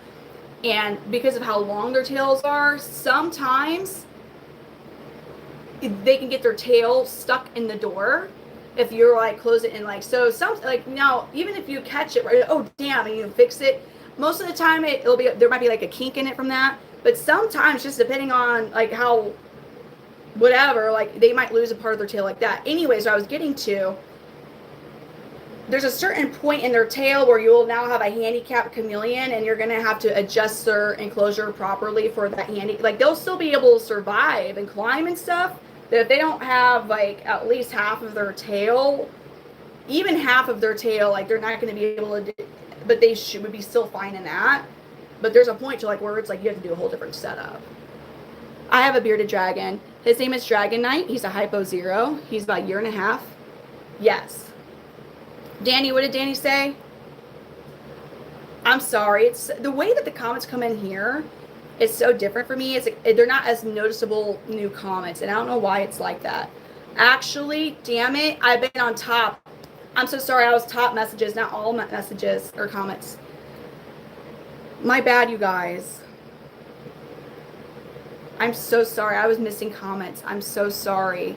When it kicked me out earlier and I had to restart my live, it switched it back to top. That's such an annoying feature, and I wish we didn't. I wish we could get rid of it. Danny, thank you for helping, because I don't know how many comments I missed. Can I change color? I mean, I can, like, it depends, like, how I can get pretty tan. I don't anymore because I value not having health issues from it, but like that way I can.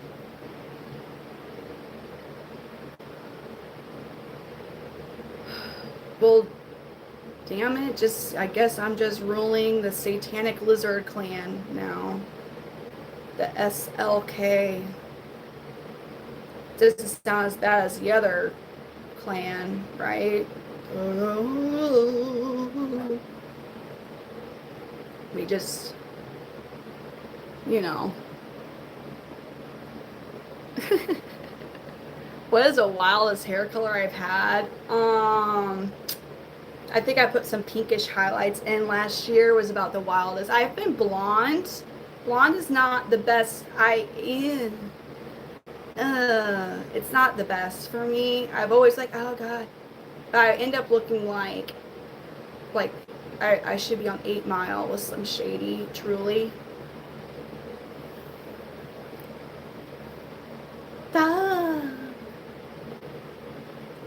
First of all, I love when people say I look Jewish, considering my Oma anyways. Like, I don't have to, born in Germany, and she lost, so anyway, I'm just saying, like, me, I'm not, I guess for some reason I get comments where people say I look like I am, and it cracks me up truly, because I'm like, like, so,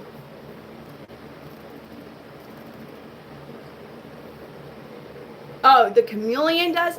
People called me that though, so I'm like, it cracks me up. Anyways. I do allow local for sure. Yes. From London. Hello. God dang it. Thank you. Life expectancy. Okay. Bubbly blue. Bloopity. We're scrolling up. Is it same for chameleons that if they're kept too warm, they produce? Yeah. The warmer temps are gonna have larger clutches, and so it's basically you have to like, you're lowering your food intake and you're decreasing their temperature. But when you do that, it's just you have to do that just the right way, because like, if they're not getting the proper temperatures, if you get too low and if you're not feeding them enough, it's like, that's why I don't ever like want to get into like, how do you want to do that? I know where I live. I know I can't get to those temps for them.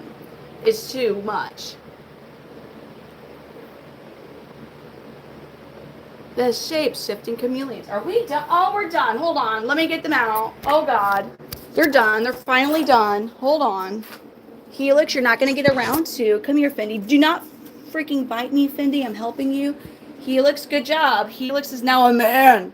Helix is officially witnessed by all of YouTube. He is no longer... He is now a man chameleon. Oh, yeah. He's going to be extra confident and cocky, though. Truly, that's so usually... He's like, where'd she go? She was just here. Where'd she go, man? Ooh, thing was just right here. Yes, exactly, Danny. Look at that. He's like, where'd she go? She was right next to this leaf. Yeah, you're a little hopeless romantic like Meeseeks, too. Look at Meeseeks now. He's like, he goes, that mother effer. He hates Helix. He's like, she was here just a second ago. He's all grown up now, just looking for his love. He's like, we did it over here, too. Anyways, she's probably like, so I'm going to put her up. Miss Fendi. So that is going to be, hey, we'll have a lot of red in that clutch. That I am truly going to be labeling that particular pairing. That's a rainbow clutch. I have no clue what we'll get from that. That's, oh man. Yes, that was the first time for her. So she is a year old now. She was born in March. So she was March 14th last year. Oh, look at little sweetie. This is my Abanja female, and she is shedding. I wish we could see her face, because I honestly think it'd be super ridiculous looking, because like that's her eye with the thing that's flicking around there. Can we see you, baby? Little sweetie. Oh, poor thing. Oh, we shedding, little sweetie. Thank you for coming in and watching TWC Myers. Oh my gosh. I just like, are we going to get red bars? Are we going to get blue bars? Is there going to be yellow? We don't know with that pairing. So they'll be pretty. Just don't know. We just don't know. Do we, Jethro? Let's put you in your enclosure, buddy. We don't truly know what they're going to be throwing out. Because, well...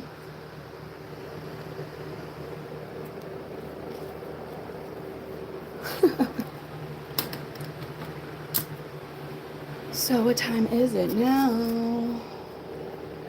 Oh man, it's almost 3, so it's definitely time to get these lights off time. Poor Helix. Oh buddy. He's like, where's Boo Thing? So this is a kind of sad, funny-ish thing. And I always say chameleons are very intelligent, and then after a male is done, he's always looking around like he's like, where'd she go, man? So he'll continue. He's like, wait a minute. Hey, you walking tree thing. Bring me back my woman, please. Bring her back. We'll have to see. Honestly, that's a pondering thing for me because of the colors that we just did here. He's like, she was over here. She really liked to hang out with these crickets at. See how he's moving, looking for her. Yeah, so it could take like usually about a month and a half to lay eggs after they're fertile. He's so looking for her. It's so pathetic. He's like, she was over here last time too. He's just looking for boo thing. That's all he's going to probably do until he falls asleep. And then when he wakes up, he'll still be looking for boo thing.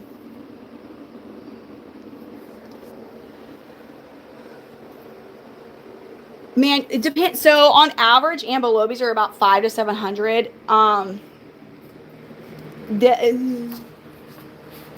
That particular pairing, it could go as to like what color they are. So red body blue bars are usually, so here's John Gotti real quick. So he will actually be the grandsire of that clutch, as he is Fendi Thundersnatch's sire. So he's a red body blue bar. So red body blue bars tend to be on the higher end of the ambulobe pricing of the ambulobe locale.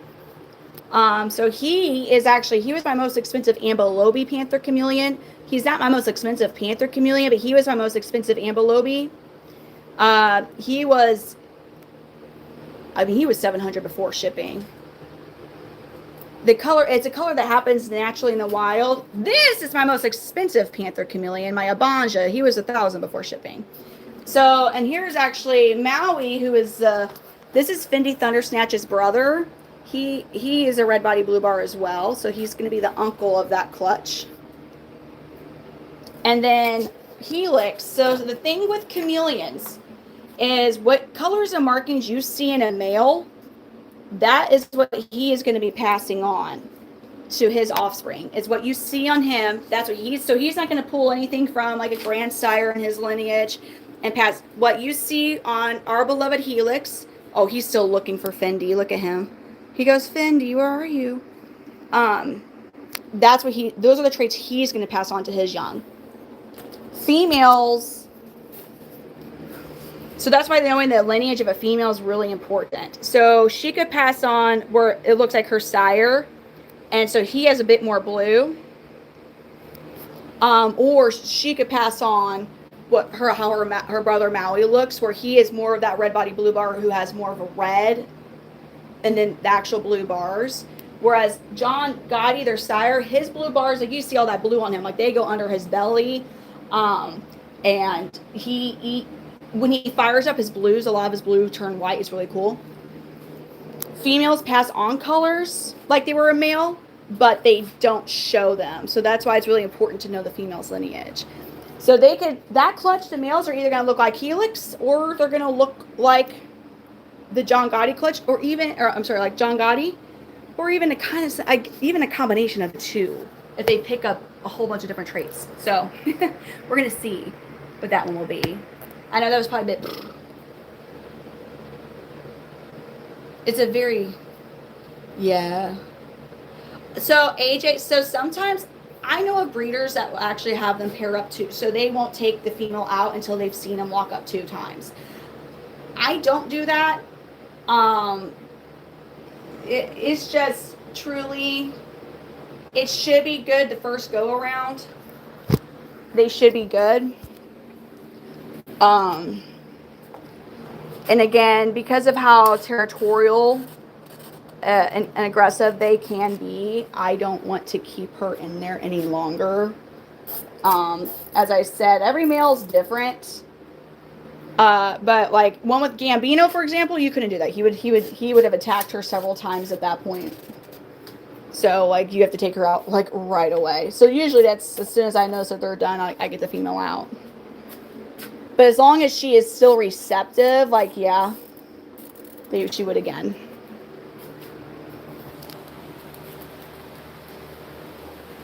Yeah.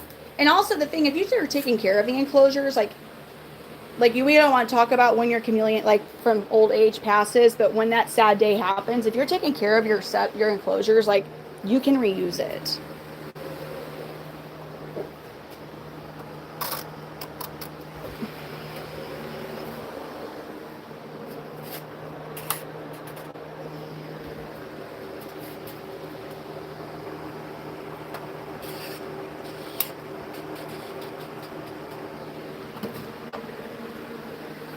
All right, we've got okay. So, alrighty, Well, it is late, like 3 a.m. Oh yeah, it's almost 3. So I am going to. They drink water droplets. So I have I have an automatic misting system. I use Mist King, and I have the Mist King system that will actually go up to 120 nozzles. You don't have to get that extreme of one if you're only going to have a couple chameleons. But so they drink the water droplets off of their the leaves and the sticks, and you'll get that from misting. They don't drink They don't. You don't want to have like standing water bowls. Standing water, the type of environment that you create with them, standing water is a breeding ground for bacteria.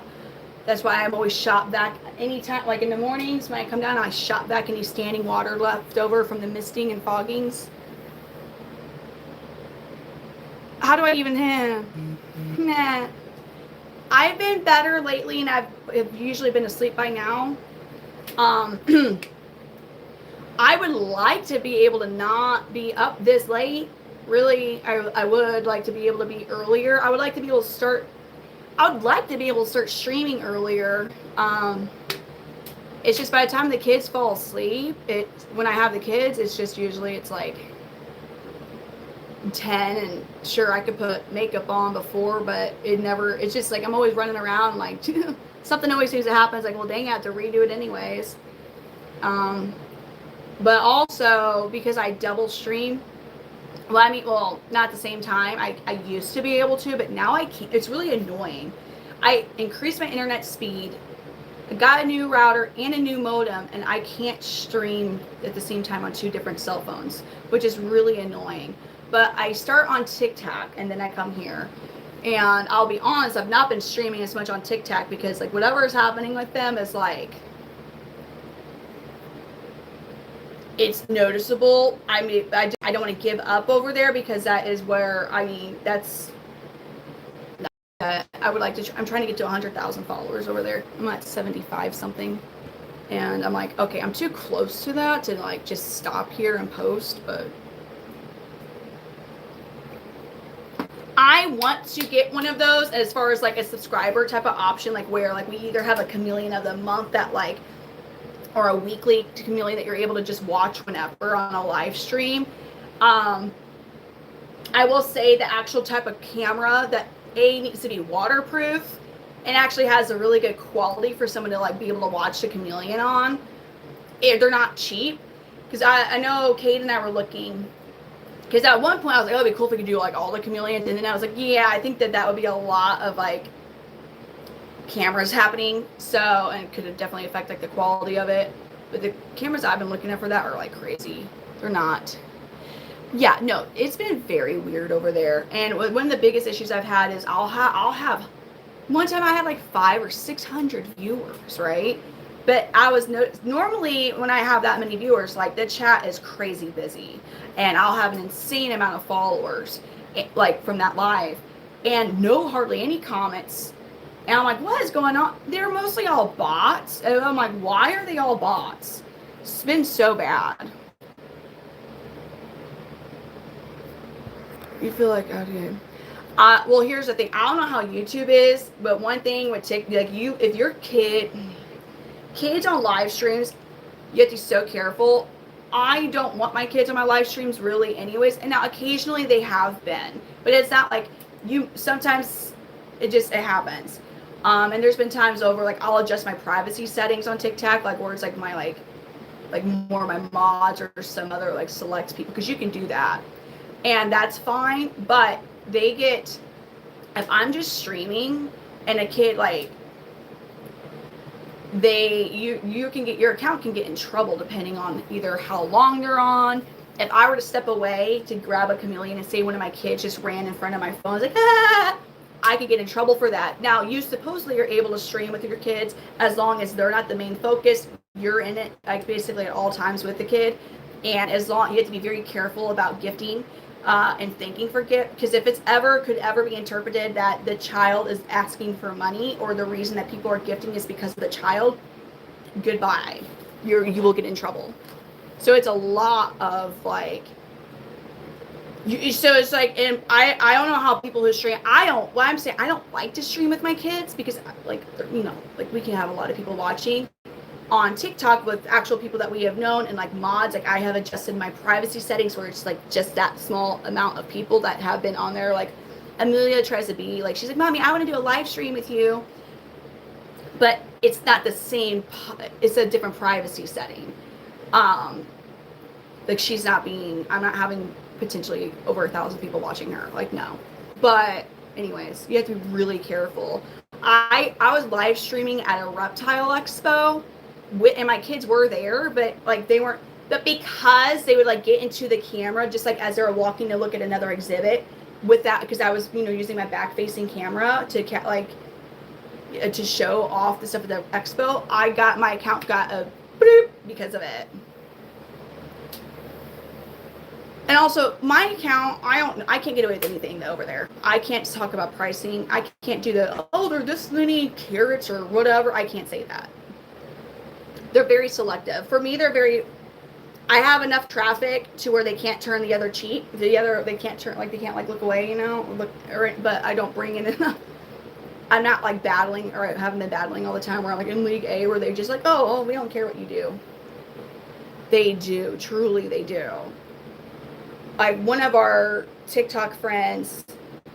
Now, mind you, is Josh Mexican or is he Filipino? Because he said different. He has purposely tried to get restrictions on his account, and he'll like yell at the top of his lungs, like the hard R, right? Just as nothing happens. Nothing happens. He has gone on with a MAGA hat and yelled the hard R. Nothing happens to his account, and I'm like. Because I'm like, what? Are you? Nothing. And I've seen other breeders are like, oh yeah, this guy's $700. I can't say that, dude. It's freaking. Yeah, they're very, very picky of. They're like, you're cool to do whatever the heck you want. You're not. Yeah, not. Like I can't say it. I can't say it. Yeah, that's why I say looking for new branches. I can't. No, I'm not. It's not a joke. Like, not even like hard R. Just and nothing. And he's always pushing the limits though, to see like what he can get away with anything. We cannot get away with squat. Oh God. I'm not trying to do crazy off the wall stuff like that, but like if I mess up and it's implied that like I sell chameleons, like right, Mr. Well, YouTube, what I do like about YouTube and is that it seems to be one of the major platforms that's starting to do what TikTok, which is like as you're scrolling on your shorts or like your vertical feed, like you could pop up to a random stream, like a random account that's live streaming that you don't follow. All your your Facebook, your Instagram, you can go live, but it's only to your followers. No, and the funniest stuff is I've worn makeup that I actually bought on TikTok, and I'm like, oh yeah, I got this. They're like, no, and they'll get me, and I'm like, okay, well we're just.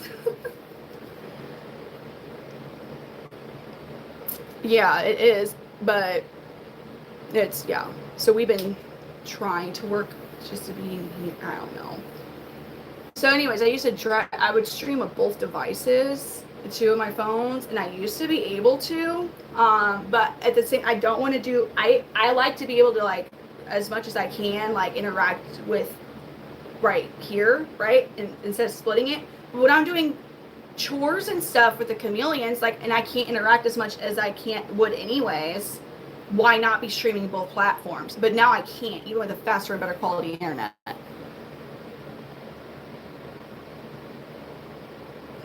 Why? Because if you live stream mobile, you should always have so I can see what's going on, so I can tell if we're glitching, if I can tell if we're having issues, because a lot of times it won't show as I'm live streaming if I'm actually really, it'll look pristine, the quality will look pristine for me. But I can't, but if I'm on a different device, I can see that I am actually having issues. Also, if I need to send a message to somebody, or if somebody's trying to get in contact with me, about my kids or whatever, I can still have this on, maybe I can, or whatever, and I can take that call, or I can like send a customer information without having to pause my stream. So that's also very beneficial. Helix became a man. No, it doesn't make any sense, Andy. Jim, Lush screens about the money must be good over there.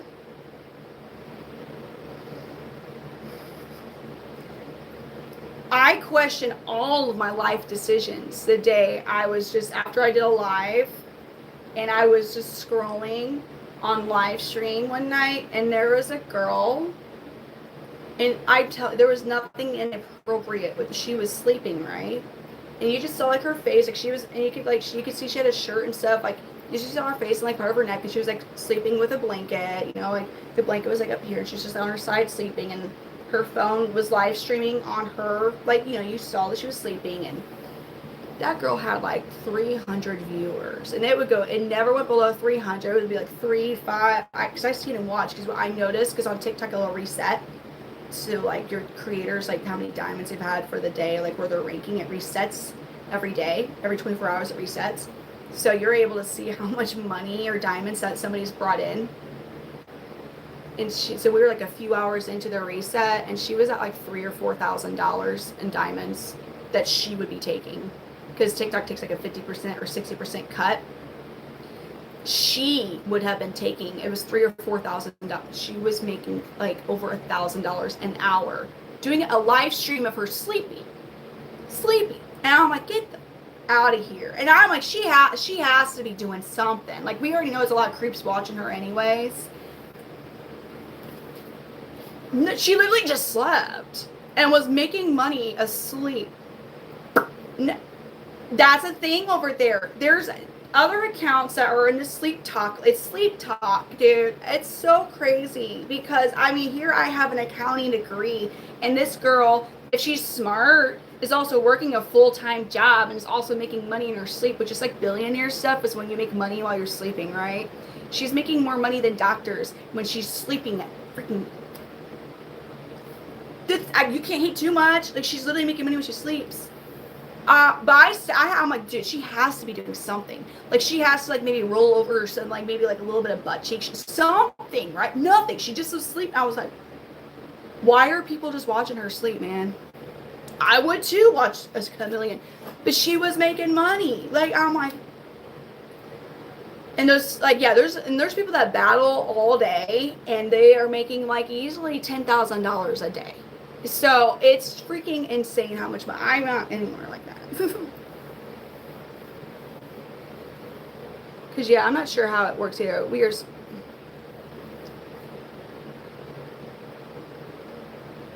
Really? They're big on Twitch and Kick? Nope. Ooh. Well, the thing with the sleeping, they're at least on TikTok, they'll do like, so you can have, I think, at least about 10 people are on one stream, like for like, so like battle boxes, or I'm hosting a stream, but there'll be like around 10 other people with me, and they're called them sleep rooms, and they're all sleeping, and they're just all sleeping. Obviously not in the same place, but like there's sleep rooms, and I do, yeah, like, there's so many weird lives.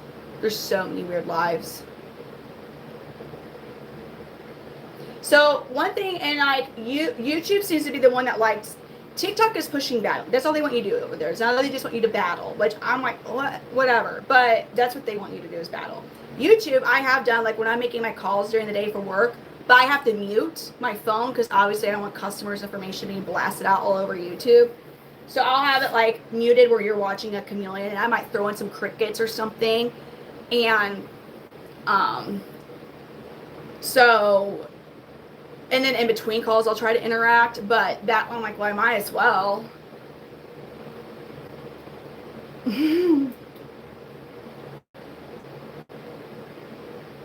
No, yeah,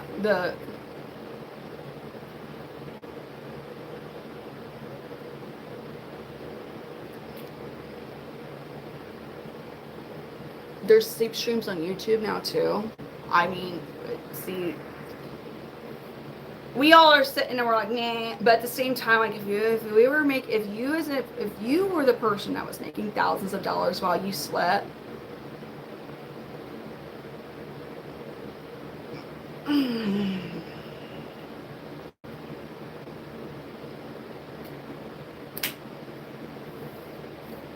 what the? I'm sorry, it might be weird, but sign me up. Are you kidding me? Shoot, I don't even care. I would like. I mean, we'd be having some different like securities, like.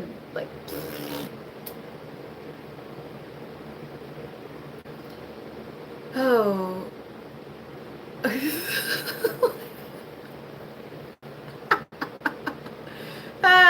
See, and then but you would have to be aware that there's totally just like gooning happening, right? Yeah, I mean, we already know, but why? Hello. Yeah, I really hope that I can like stop toe streams. Toe streams. I've had thoughts before. I'm like, man, like you already know people like, oh, we'll pay to like watch your feet like walk through like peanut butter or some gross stuff like that. You already know, man. Oh, Lord have mercy. I know. Subathons. Thank you, dude. There is a downside to everything. Yeah, they are gonna poop like when they're younger too. When they're growing, they'll poop even multiple times a day. When they get older, it's not usually they'll poop about once a day, but sometimes, especially during winter, don't freak out if they don't poop every day. Man, there's so much crazy stuff that people monetize, and yeah. I bet you have seen armpit stream. There's something out there is something out there that somebody is like gonna just like really enjoy, right?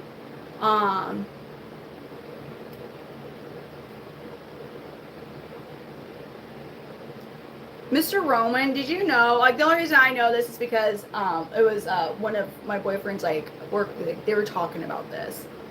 And one of the top earners on that you're mentioning, they don't even actually do anything. So what she does is she, with her husband, is on a treadmill, jogging, running and stuff. And like she's like in a sports bra and like panties, I guess. And they then auction her underwear that she's wearing while she's jogging. And they don't show like you never see anything of her. But you could like her husband will make the camera. You can tell she's like taking them off, like you don't see anything, but you know she's taking them off, and they bag it up to that person who won them on the fucking auction. She is sponsored. Nike caught wind of her, like, hey, you're wearing Skechers. Listen. How about some Nikes instead? And you'll only wear Nikes now on your freaking panty auction streams, dude. And they are one of the top earners. So. It's so messed up. Why did I like torture myself going to get an accounting degree? Honestly. I mean, someone's making, oh, yay.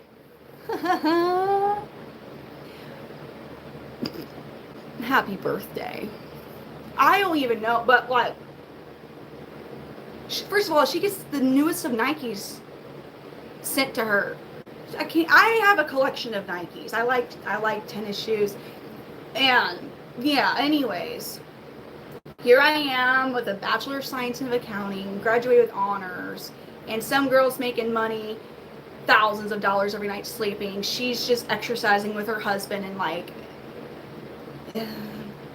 whatever, like, oh, we have gone down and down. Another account on TikTok that is making a lot of money, they'll get like rubber bands and put it on a watermelon and like, and it, you know, and they're making a lot of money too. So we have done. I would show you the Nikes, but my daughter, like, she's in my room sleeping, so that would involve me going up there and like, here's my Nikes.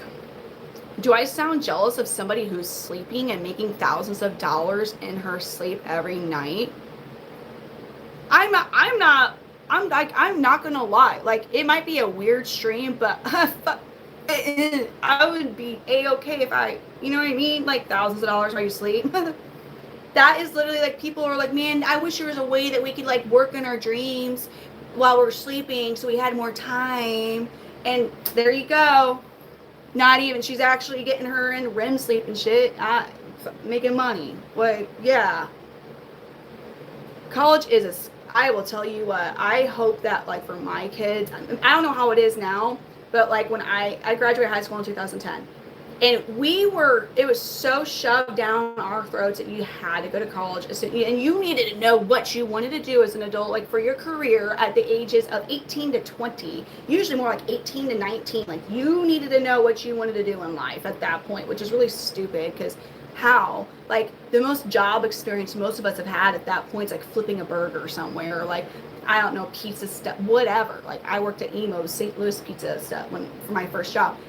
So how are we to know, just because I want to be an astronaut doesn't mean I'm going to be able to be an astronaut, because I might suck at anything science related in college, and oh, womp womp, you can't be an astronaut because you're not smart enough, and you're like, oh, right, like, this is a reality. But it's so shoved down your throat to know. I wish trade schools were pushed more. Like, dude. And here we are now, like, I have an accounting degree, and I'm on a live stream at 3:20 a.m. about chameleons.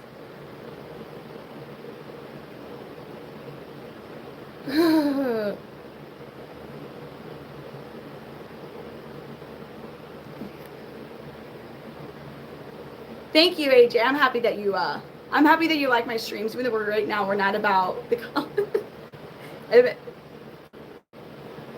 oh man, stuff down.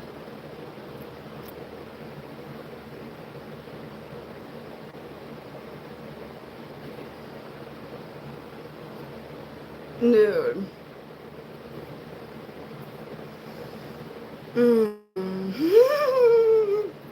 Nothing is guaranteed. Yeah, I'm in St. Louis area. Jeff. Oh, I know.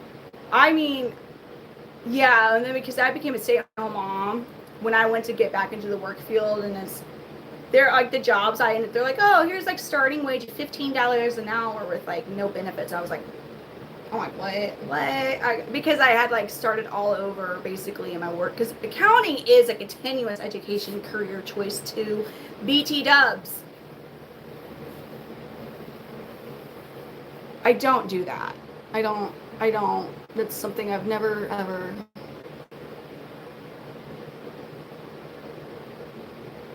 Sean, and you want to know, like, that is, like, I find that, so people are unaware that, like, just, like, you don't have to have a college degree. Oh, that'd be so cool. That'd be so cool if I can make them play video games with me. It's not. You're exactly correct. It's not about that. Oh, I keep trying to think of viral stuff to do with the chameleon. Ow, what the absolute heck is that? When did that happen? Huh. I love, like, having random, like, bruises or, like, little scuffs, and I have no clue how I got them. We could with Charlene's AI app. You know what? Maybe.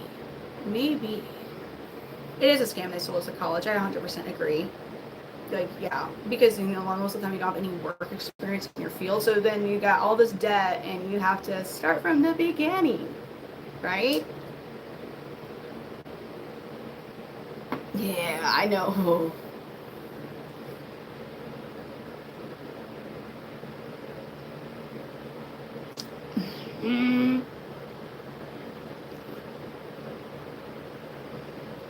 Oh my god.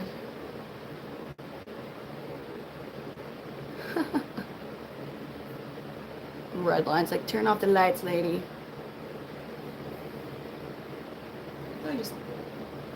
Where are you, Boudreaux? Dude. Ugly names.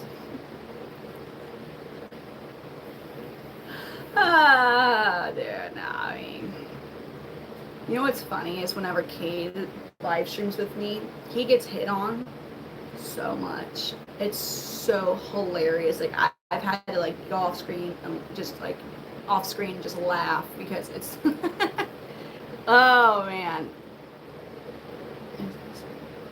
And it's not just like other men, like some of the ladies that decide to hit on him, like they're ruthless. The stuff that they're saying, like it may not be like as like, you know, like as with the comments that you'll see on here, but like one woman's like, you seem like you're a good boy who likes to behave, and I was like, and he was like, what? And she's like, she goes, stand up for me, and he's like, why would I do that? And then she like sent a galaxy onto, and he's like, okay, and he stood up because she goes, good boy.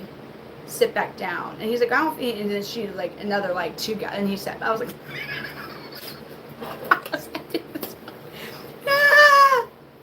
I was cracking up. I was cracking up. It was so funny. They love him. They love him. It was so fun. He's like, he was just like cracking up because like he's basically it's like $5 for like every galaxy. And she started making it work like more and more awkward, the stuff she was saying, and I was just like, this is so freaking hilarious because like it wasn't like bad, but it was just like she was ordering him around but paying for it, and I was just like, oh dude, my dating advice would just be, yeah, you remember, Danny? Do you remember which one I'm talking about? Because then he had to go, and she goes, no, tell him to come back. Tell that boy to come back. She was like, make him come back down here. And eventually, when he came back down, she goes, did I give you permission to leave? Dude, it was hilarious. It might have been a dude. Oh, man, a long time ago I did. That would be funny. That person was so intense. It was like, but she literally was sitting stuff. Because most of the time when people are like that, you're just like, nah. No, she's like, ha, ha. And I was like, yes, that's right, you muted. And she got so pissed off about it. Like, because eventually she was mad because he disappeared for what, I forgot what he went upstairs for something. She was pissed off. Mad. And was just like going off about it. Probably was a dude that was, it probably was because love is love. Like what? I don't. Listen, I try to get baited to hear like that one person who is just like, why don't you admit that you're a self-hating white person? Like what? What? That was funny.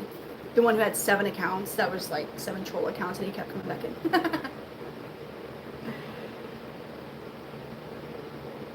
Oh, yeah, that's right. I remember that now. Yeah. They asked me something about, like, what race I am. Don't I agree that, like, my particular race is, like, the smart, or like, something along that line. I was like, yeah, you know. And then they got blocked because obviously, and then the same person with the same profile picture, which was, I think it was the Poland flag with a slightly different username, came back and it was like, why don't you just say that you were self-hating white, and then blocked again, and then they came right back in with the same profile picture with another slightly different user. I think it was like 7 times, and they just wouldn't. This person had 7 accounts dedicated to doing that on live streams. And of course we go, again, comparing it to a lizard that has 4 legs. Like, come on, man. Come on. I don't get it. I mean, if I had ball pythons, at least it makes sense. But I have chameleons. What's wrong with it? Anytime we start comparing that to a lizard, I'm like, why? What do they have? There's nothing in common. There shouldn't be, or else go to the doctor. Go to the doctor. If there's something in common with anything, just go see your doctor. Okay? Because that's weird, truly. Again, if I actually was like, oh, here's my ball pythons, or I'm like, whatever. Yeah, it makes sense.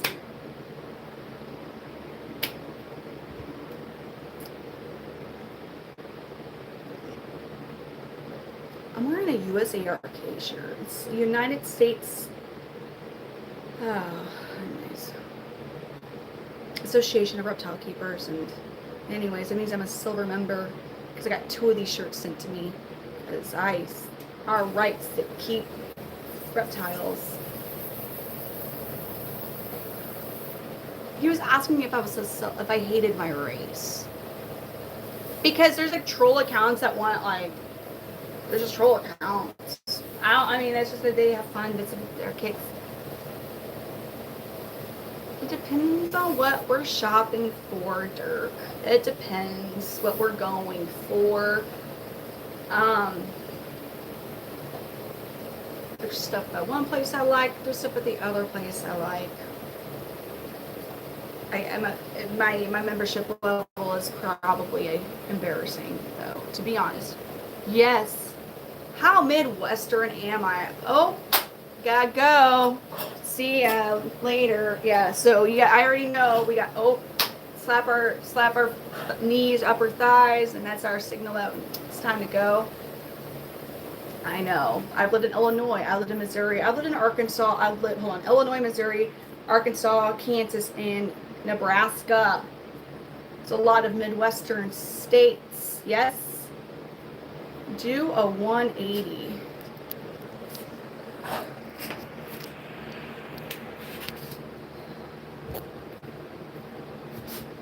Right? Right? Yeah. That's a 180.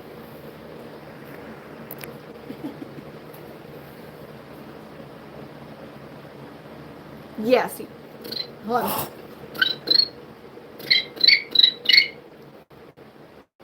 It's coming back.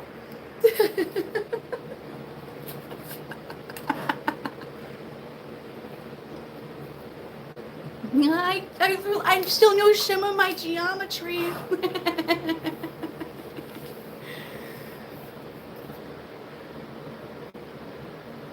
Huh.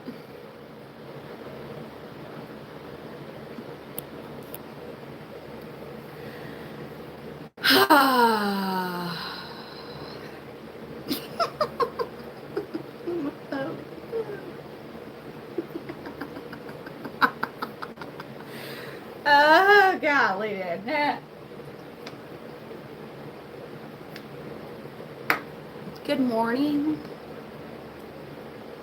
Good night, Wishful Wonders. Thank you for coming. No, man, that's why we have to have mods. I would love to visit. I've not really been, I mean, have I been to LAX? Yeah, that's about all I've been to California. Do I really remember it? Not too much. It was from when we were coming from Hawaii to, I actually don't remember going to, I don't remember LAX. I've been there. I was a lot younger. It's from when we would fly from Hawaii to visit my mom, my family. I would love to go visit the West Coast, and actually one of my bucket list things, I forget the name of the highway, but the Ocean View Highway that goes from like Washington all the way down Southern California, I want to rent a super awesome car and just drive that. That's a bucket list thing for me. A very awesome car. That's fast. Like, we're going. Highway 1. I just want to go, that is a bucket list thing for me. Yeah, truly. I think that'd be so cool. The Pacific Coast Highway. I think that'd be so cool to get, like, I don't know. I really liked the Panamera GTS. I know they're really good with curves. Is it a curvier road or is it more straight? Or are we going to have some curves? So that's going to define, that would be the type of vehicle I rent.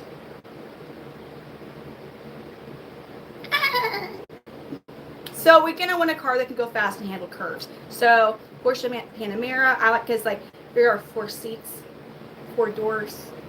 But the GTS, which is a turbocharged 8-cylinder, can really go, and it's really zippy fast. So fun. I liked that one a lot. The red leather interior is so freaking sexy in those too.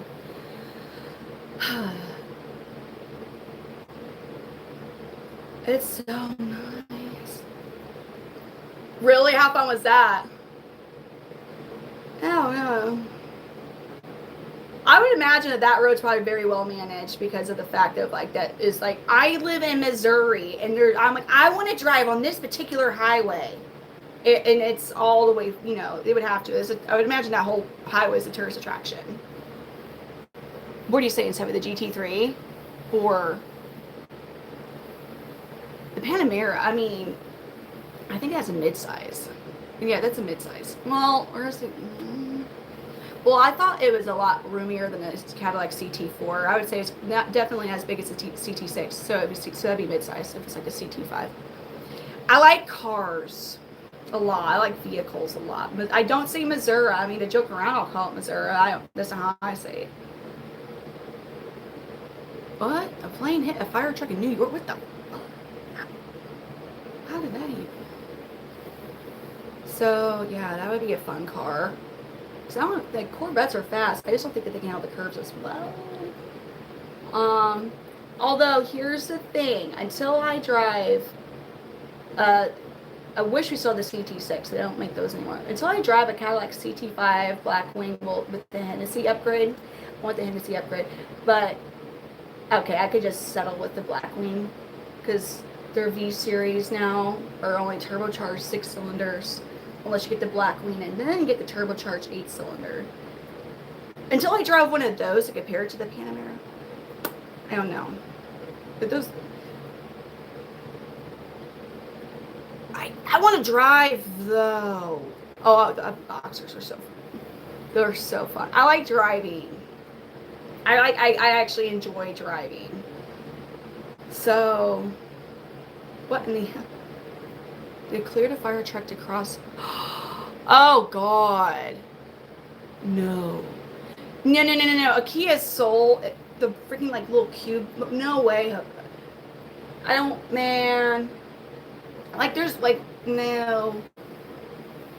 Like that's that and Jeep Wranglers. I don't want to get stuck behind them. Or what are those what are those Nissan Cubes or whatever?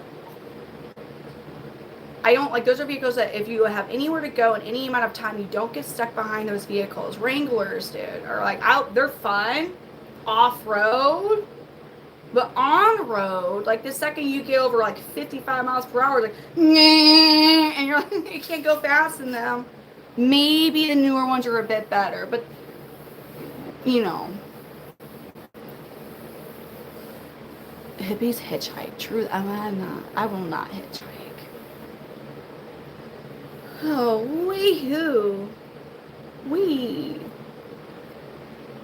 the speed wobble. Yeah, you can ask Charlene. When we were going to an expo and I was turning onto a road and I saw a Wrangler and I'm like, and I knew what my vehicle was capable of. So you bet I used all 420. I know a random horsepower amount to get in front of that, and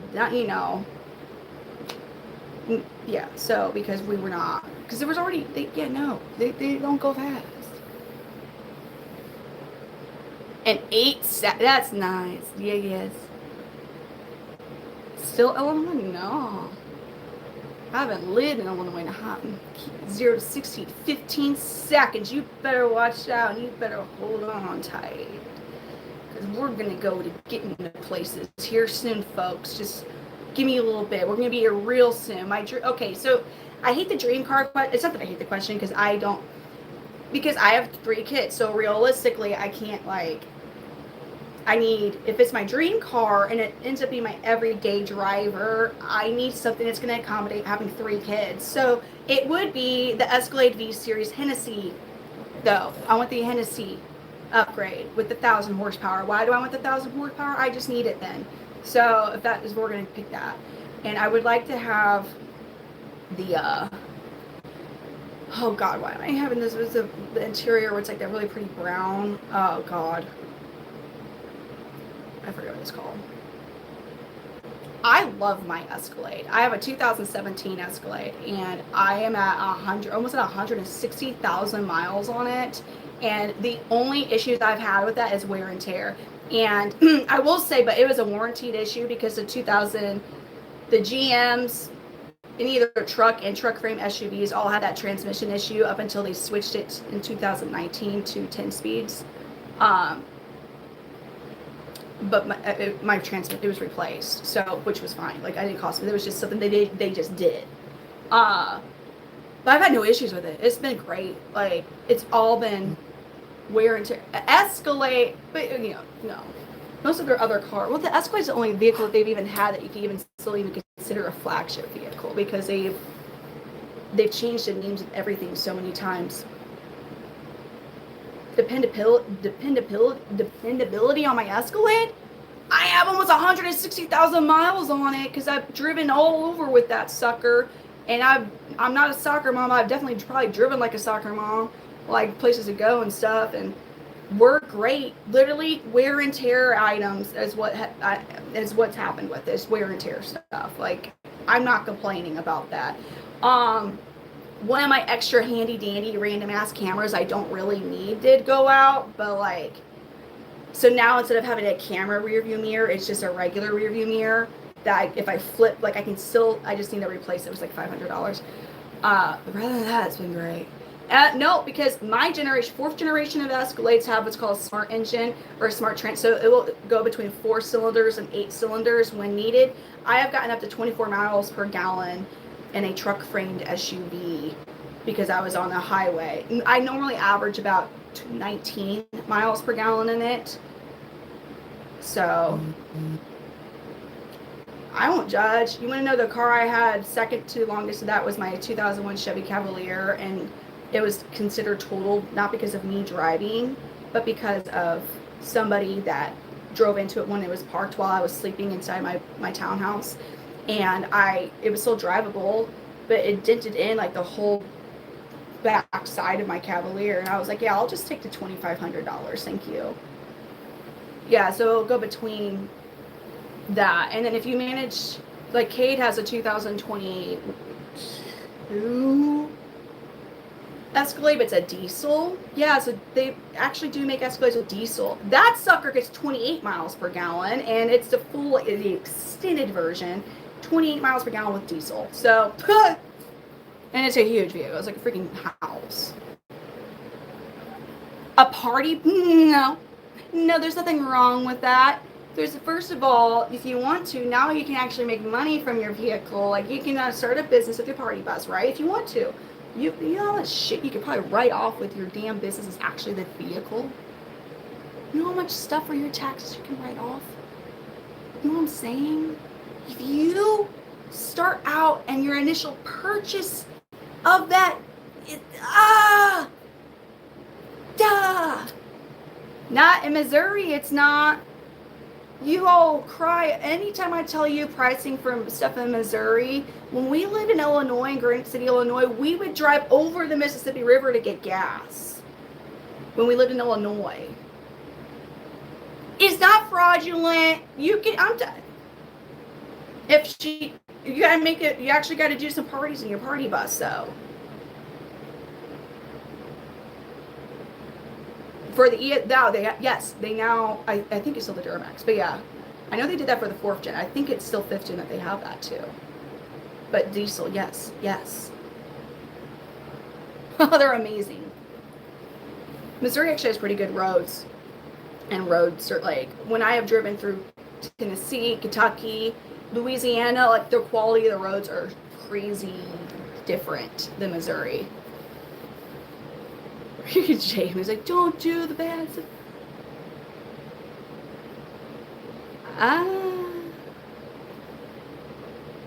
My cousin's a limo daily. That's freaking hilarious. What in Minneapolis? I live in St. Louis, man. Okay. Now there's certain parts in St. Louis where the roads are not maintained well, but we're talking like North City and stuff. Well, you're probably not gonna want to drive through there.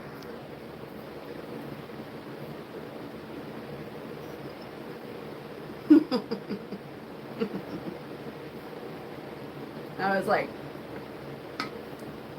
Cade used to travel for work, and one time I don't know where they were going. I think it was like in Indiana. So they actually, a lot of times will fly, but at that point they drove, and they're coming from Branson, which is southern Missouri, like near Arkansas. And there's he had called me he's like, Brittany, like, there's something going on. It's having me detour through St. Louis. And I was like, oh, okay. And a lot of people, when they say St. Louis, like, we're not actually in St. Louis. We're near St. Louis. We're not in St. Louis. So I'm expecting, like, you know. And no, he was actually in city limits where and it had him go on. And I was like, well, what road is it having you go on? He goes, Kings Highway. And I was like,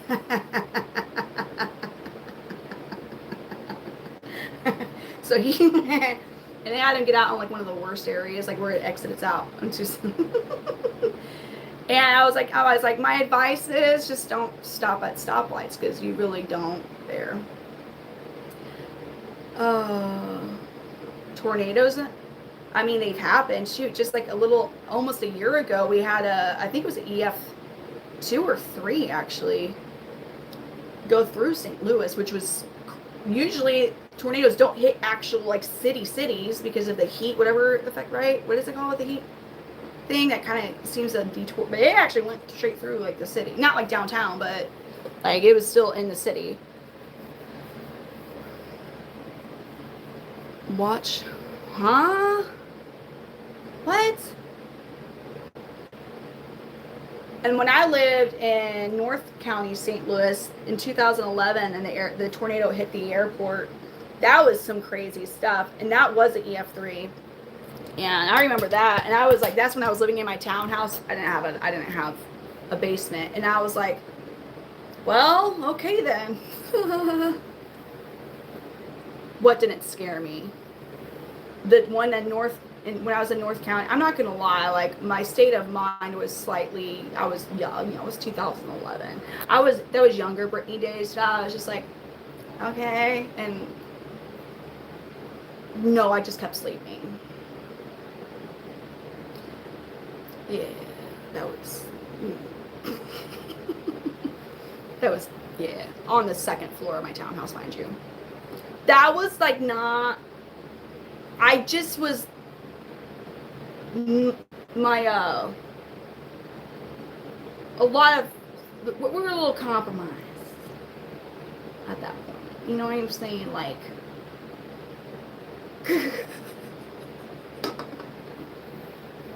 I'm just saying, like, there was a lot that was judgment was impacted there, definitely, because see me now, I would have been like watching the radar like crazy. At that point I might have been like, well, I don't have anywhere to really, I would have had my eye on the whole storm in the first place. And at that point, if I didn't have a basement, like I would have just driven away way before the storm comes here. I would just like, if there's something that's like showing, like, that's how I am though, but I like to avoid it, stuff like that.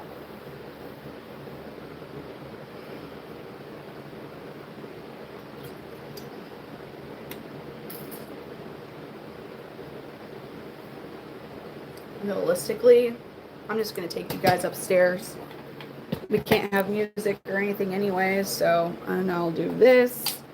I will get my phone charger. I need to get these lights down. I need to get these lights off. You want to know, I feel so like, because Texas, I mean, was it El Reno? Was like the biggest, should have been the biggest, but because of the Fuji rating system, or Fiji, whatever it's called, you know, it's a lot of the rating has to do with the damage. So you could have a huge tornado go through a really rural area and it's not going to get rated as high because of the damage it does or does not. I went to Joplin like a few days after it all happened. That was insane. That was crazy stuff. I could probably find pictures of all that. That was some sad thing. That was really sad. That was crazy sad going to Joplin.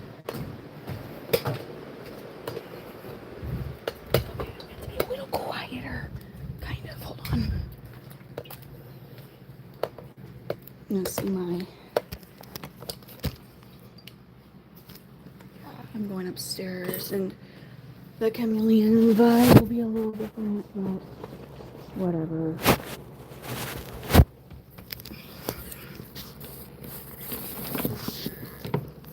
At this rate, you like my Ellie, my sign here? Look at that, isn't that so cool?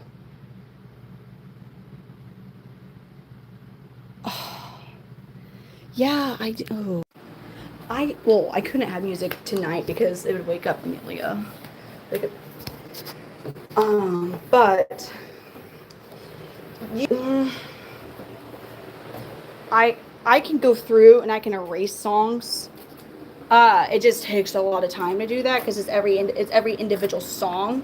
You can't just like, oh, these were the issues and like just boop boop boop and they'll all no. It's every song that is a copyright issue. So that takes a bit of time.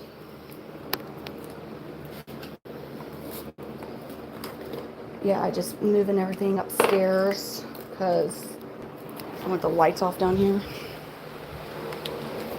for the chameleons.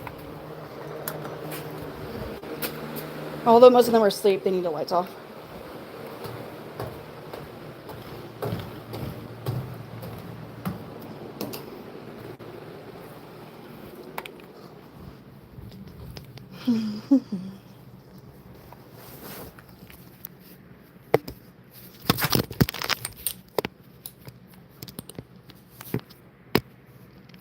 I am. You'll never guess what area either. You know, like totally not in the Midwest area. Oh, no, yeah. You can play any music you want to over there. Like, you just can't say. You can't say too much. But you can play anything over there. You can play Young Dolph 100 Shots, no problem. You can blast the music. Be careful, don't sing along with some songs. But the second you talk about anything that could potentially take somebody off of TikTok to go somewhere else, you could play Lil White Oxy. You're fine. You're fine about that. That's fine. Don't sing along with it. Because the second you start singing along with Lil White, there's an issue. But it could play just fine in the background. That's fine. We know all these things. You just gotta be careful. My playlist, yeah, I miss my music. That's the one thing. Because all your copyright friendly songs here on YouTube sound like elevator music. No sense. Does it? No sense. Like it's like, yes. Yeah. No sense. But hey, anyways, you can do all that over there. Just don't do. Here, we can't play any music, or you gonna get in trouble. Well, actually, no, you can. It's just you have to take a lot of time and delete it if you want your live stream still watchable. I know. That is what I do, but we could. I mean, I guess I could. I just have to.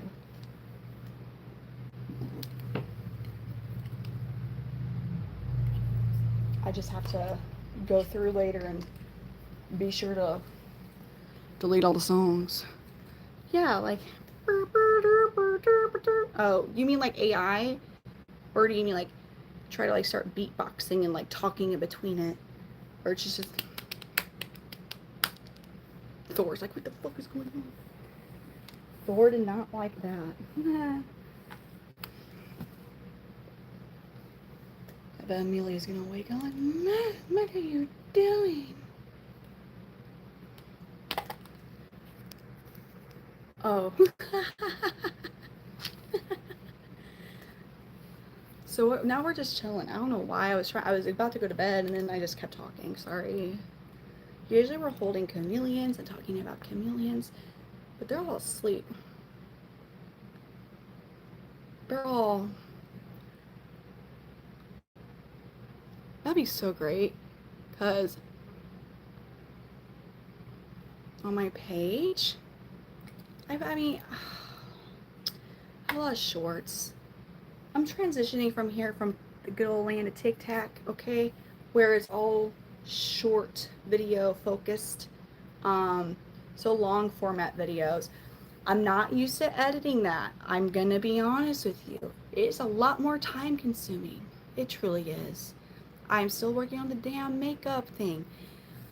And I was about to start doing my enclosure build, but I'm moving everything to the garage soon, and there's this part of me where I'm like, oh, the thought of setting up a whole extra large enclosure just to have to pick it up carry it up the stairs and take it out to the garage. It's just, but I'm already gonna have to do that 10 times with just the mail cages. Sucks.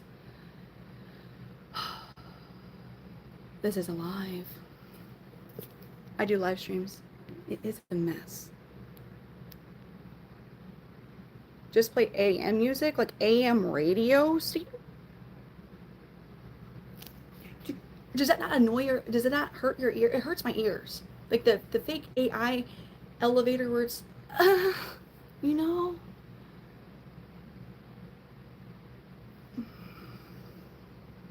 Ray, I feed him. Danny. Ah. Would that not?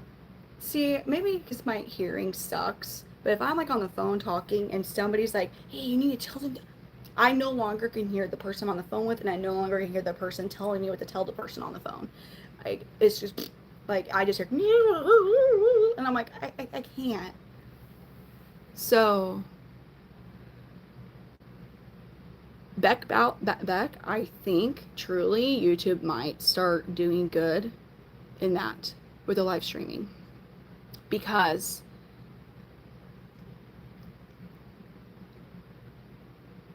there's people getting really over there. And as far as major platforms, this is the so far, unless you're, because there's not as much live streamers on, there are, but there's not as much. I think people might start coming over here because, like, you know, starting over on like Twitch or something would probably be hard. No, it's not. It's gotten awful because all they want you to do is battle. And then somebody explained to me, they're like, well, you got to think, like, that place has a lot of like Gen Xers and millennials that like to go to casinos. And I'm like, okay. And they're like, that's the colors and the loud noises from the gifts. And I'm like, really? It's a tough.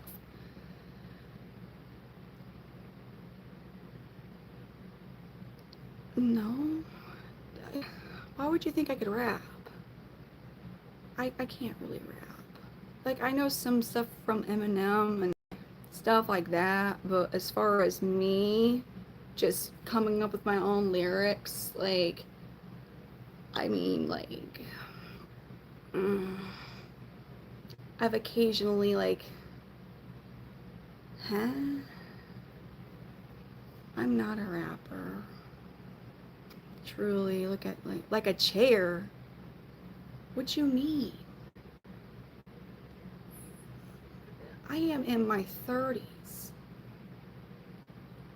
I cannot just do a backflip. Especially because I've never been able to do one my entire life. We're not gonna have just randomly, like, I'm gonna be backflipping. If I could, like, maybe we would be banking on that. I'm 33. So, I've had enough bad horse falls where just even giving my kids a bath, I, like, after that, I'm like, like, so, yeah.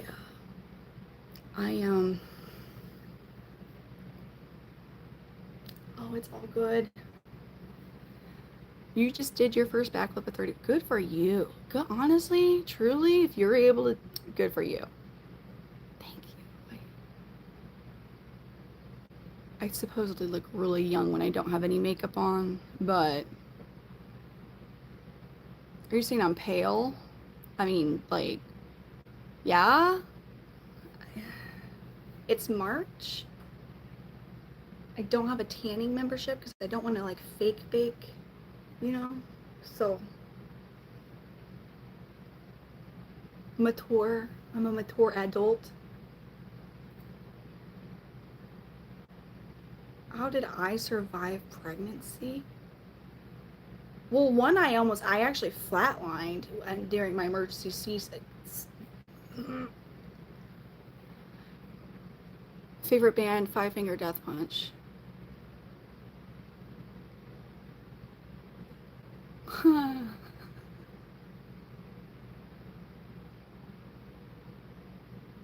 Oh, you can play indie. Oh, God.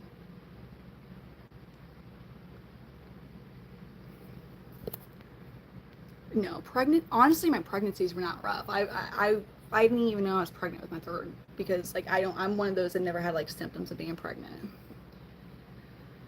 Yeah, yeah. No, mine didn't just no. But I also have like 10-pound babies, so that's another thing. Like all my Jay was like right under 10 pounds. Amelia was about 3 weeks early, and she was 9.5 pounds. Jay was like right under 10. He was like 9.14. He was right under 10 pounds. And Joseph, I don't know how early I had Joseph. Bye, Izzy. Um, because I didn't know I was pregnant till I was at least like 20 plus weeks pregnant with him. And I ended up having to like, because I fell down at a park with my kid. And he would have been 8 pounds, but as they were holding him over me, I was like, huh, you know, C-sections are like numb from here down.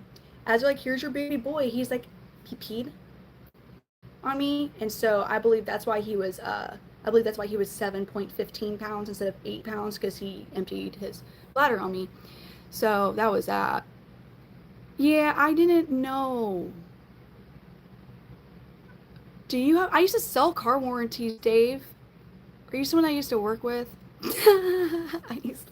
I didn't call people. People called me, so I know all about the warranty. No, because first of all, like you'd all be pissed if you knew how much some of those people make in the car warranties. So yeah, you don't need it. You just need. I don't even think you need a GED. And there are people that are making like 300,000 plus a year. So, and a lot of them are in Missouri. So that's because it's not like a call.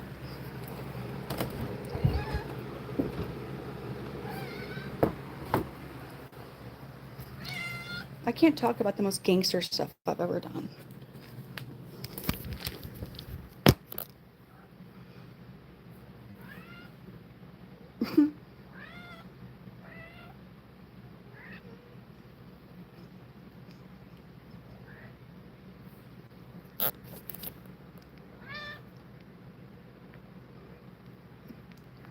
Oh God, that's so funny.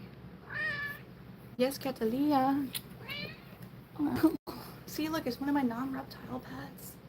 She's a big old kitty cat. She's like, I was asking for attention, but I didn't want that much attention. She's like, screw you for not knowing the precise amount of attention I was wanting. My bad, kitty cat.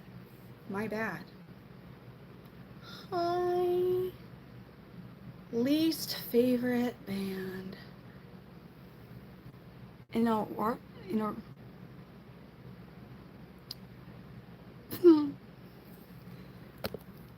Naruto, thank you for the 100. What? She's silly. Bye, Lush. She's indoor. I don't have indoor-outdoor cats. I just have indoor cats. Indoor-outdoor cats are gonna have a whole issues, you know. Huh? What? Like the person who was asking about what? What? I don't know. It gets difficult.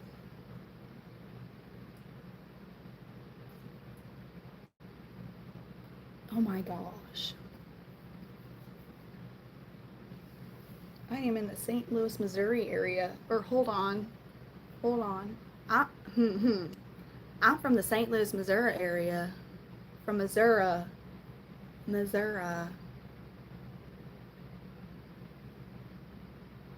Oh, well, okay.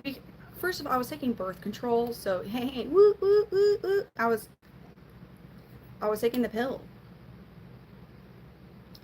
Any, I already had 2 kids, so I wasn't like, I had, Amelia was like a year, or like a little over a year old when I found out she was like a year and a half old when I found out I was pregnant, and Jay was like a little over 3 years old. So like, I was too busy to sit still to feel the like, little baby flutter stuff. also C-sections, more scars. That I had like an extra 10 pounds on me, but I was just like, it's Thanksgiving or Christmas food, you know what I mean, like just from that fluff from that. um I didn't have morning sickness. What I should have realized was my random sciatic nerve pain, but again, I was just like, whatever. It's because I have two kids and I'm always moving and cleaning and whatever.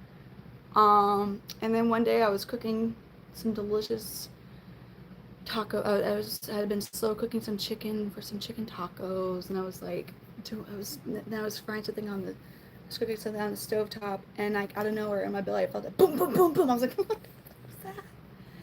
You know, I was like, it's just phantom baby kicks, because that happened in between my first and second child. I had phantom baby kicks before I was pregnant with my second. It's a thing. So I was like, yeah, just that. Just that. And then like a couple days later, I started lactating. I was like, the fuck? And I'm like, man. So I get a pregnancy test, and that sucker was positive like real quick. And I was like, yeah. And I called my doctor like the next day. I was like, I'm pregnant. And she's like, okay, well, we'll schedule you to see you in like a month. But no, no, no, no, no, no. I'm pregnant. And because at this point, after I had that positive, and I was like, what? I remember I was laying down on my back on my bed, and I looked at my belly. I could see it moving. I'm like, well, how far along am I? How far along am I? So like, oh my God. I'm like, no, you don't get it. I'm pregnant. She goes, don't. I'm like, no, no, no, no, no. Like, my belly's moving. I'm pregnant. She goes, okay, whatever. We can't schedule for an ultrasound for like 3 weeks or something, but you could come in and we'll see what like your blood levels are at or whatever. What was it, whatever, the HEC or whatever it is. And so when they did that, like a couple days later, my levels were on the lower end. So she's like, well, you're probably only like maybe 6 weeks pregnant. I'm like, my belly is like, I'm like, put your hand here and you're gonna feel the kicking. I'm not that early. She's like, so that's what your levels are at. And I'm like, oh, so then I did research, and I'm like, or I could be like really far along. And so then like a few weeks go by, and I go in for my ultrasound, and so she's like, I was like, so how far along am I? And she's like, you don't know if it's a boy or a girl? I'm like, I'm that far? Oh, she's like, oh, sweetie, you're like minimum 20 weeks or 22 weeks pregnant. She goes, but the thing is, once you hit a certain point in pregnancy, like you can't really tell how far along you are until you're like, so you're not like 9 months pregnant, but you're like at minimum 6 months pregnant. And I'm like, so anyways, I was pregnant with a boy. Yeah. So found out that anyways, I I was taking birth control every day, mind you. So yeah, that was it, 99%. Anyways, CJ, yeah, I didn't, well, and like I yeah, yeah.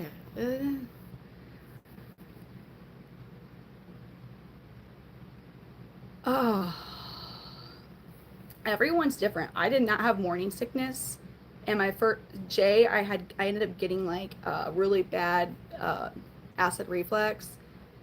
Amelia was like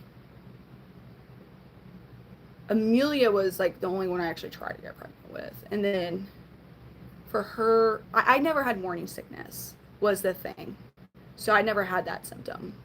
My symptom, truly, honestly, would be sciatic nerve out of nowhere.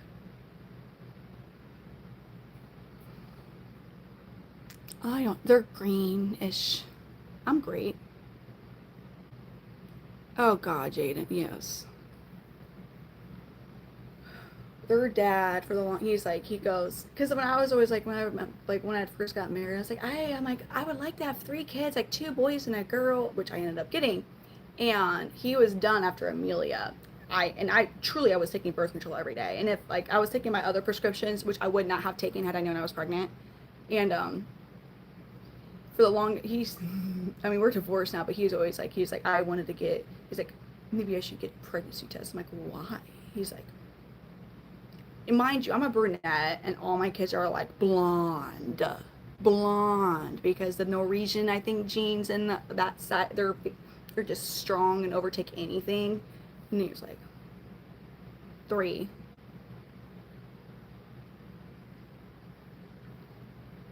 Oh yeah. What? Is it terrifying of like the blonde or just like the no symptoms? Not everyone's like that. Not everyone's like that. Your first time though, the belly growth tends to be a bit more like hurt, if you will.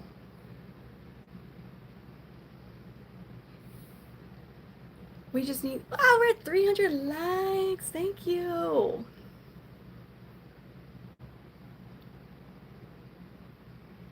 Did I have cravings? Allie, do you really have, like, you have 24 kids or you have like a total of 12? Wait, that's what I've seen, yes. Hold on, Danny. It's been shown the man has a part in the symptoms that women experience during pregnancy. Don't tell me that. I mean, like, I'm a.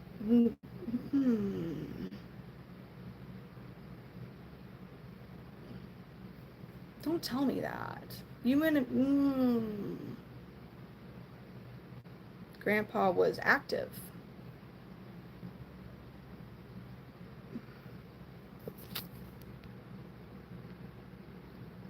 My craving.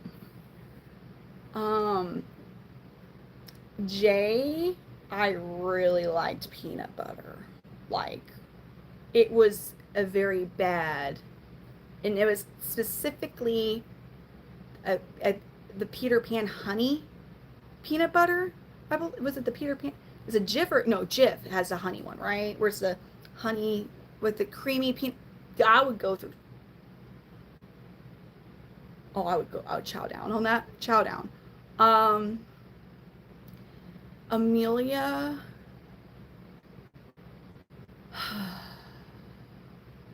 Staying up late is a sign of pregnancy. I've always been a night owl. I've always been a night owl. I've always like I'm more productive at this. I've always been like that. Tinky Winky.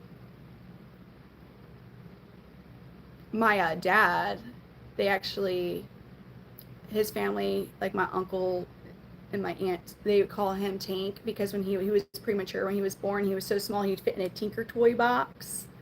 They actually, I guess the doctor, so my dad is like, he's got, I think he'll be 70 soon. But like, I guess they didn't expect him to make it. So the doctors like sent him home in a box that was the size of a Tinker toy box or whatever. And anyway, so that's what they would do with Tink.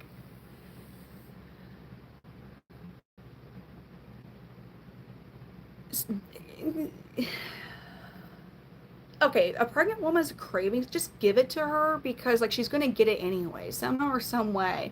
So if you want your hormonal lady to go taking off driving, to go wherever the heck she's going, all huffy and puffy because my man didn't bring it home for me, and depending how far along she is in her, we're going to go get it anyways. Just save the gas, an extra vehicle or whatever, and just get it for us. More than likely, it's not going to be too inconvenient for you to go through or drive through, or make sure if it's some random ass thing that we can just make at home that we have the ingredients on deck, because that's going to make us feel like you actually care for us.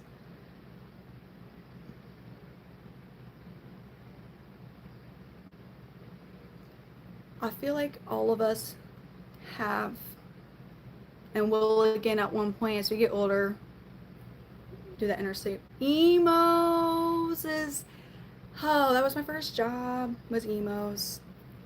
Yeah, it's emos. That was a fun job.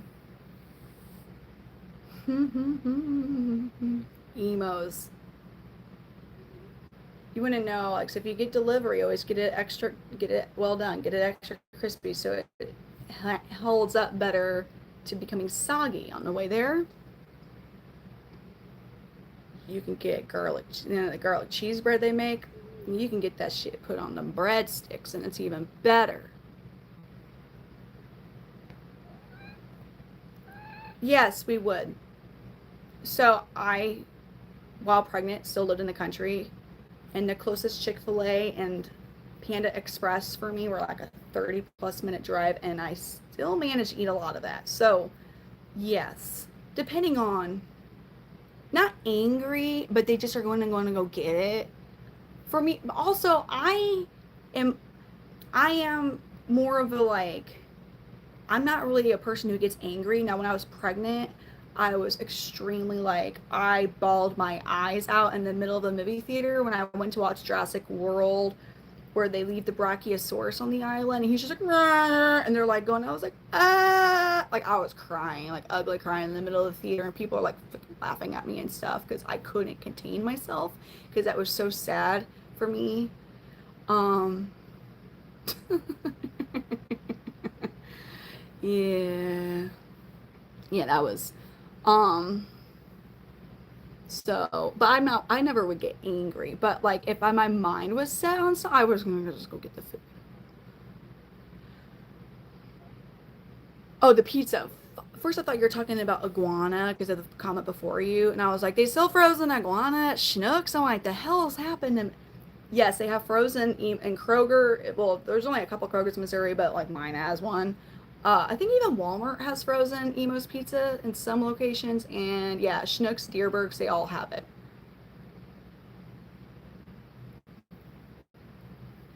But man, Emo's. I like the deluxe pizza. That's my favorite. Now, if I get the thick crust, actually, their breakfast pizza is fire on the thick crust with Emo's.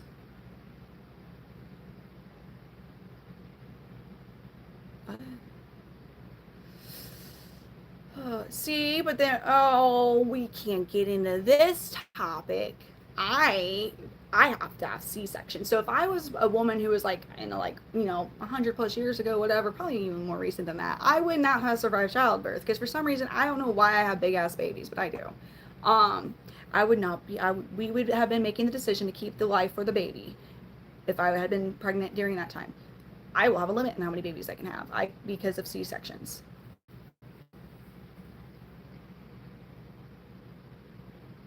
Well, yes.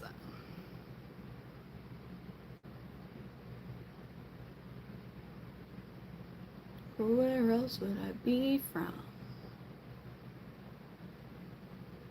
You're like,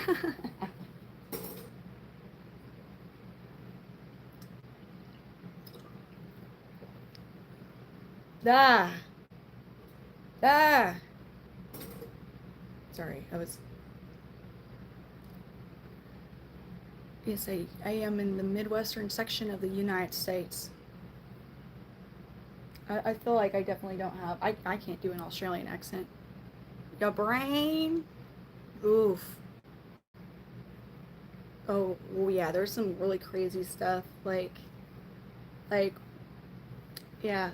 I'm a reptile page. Here we go. Yeah, I don't. No. It's okay. You tired? Go to sleep. Good day. You want to know what else is crazy? So, when women breastfeed, say the baby's sick or is about to get sick, the saliva, like your body will know from the saliva that the baby's sick and will then produce more antibodies in your milk that then go to the baby to help it get better or to prevent it from whatever. So that's also incredible that just with the saliva and everything going on, I'm trying to be careful. I don't know how I can and cannot say things here, but like, isn't that freaking crazy too? That's nuts. Yeah, just get the snacks. Do whatever you need to do, Chi. It's pretty awesome though. I mean, I know I'm just saying like there's some work you can't say and you can say, so like I'm just I hey, I'll tell you what, I did like the peanut butter. I didn't crave apples and peanut butter when I was pregnant. Huh. Really, yeah. You're like, absolutely not. What if she cries? She said, God, there's nothing I would want more than the crunchiness of a crisp, honey crisp apple with some creamy Peter Pan peanut butter on it. I I'm not getting into any of those topics. We're not gonna, you know, it's really fun though, because I do have 2 different phones, you know, like for, is you get like a chat GPT and you tell one to have, like, you say, okay, I want you to debate, but you can make them fight. It's really entertaining. Anyways, what are you gonna cook? What you making, Danny? Omar does not have kids. He's probably sleeping.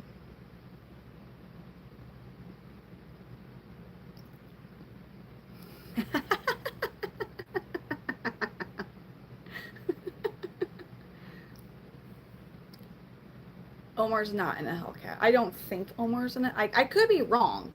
Danny, do we know what Omar drives? I don't think he drives a Hellcat. I feel like that's being, first of all, you're incorrectly stereotyping Omar. So, anyways, on life, I don't think so. I don't know if he drives, because he might. But I mean, I know like where he's at. Like a lot of people don't. Come on, just get. You don't even have. All you need to do is just make sure you have a sack of apples and a couple jars of peanut butter, and you wouldn't even have to know she has those cravings. Make sure you have like a little apple slicer thing too, you know, and you wouldn't even have to know about the cravings. Truly. Oh God, maple syrup. What about some granola bits and some like brown sugar? I mean,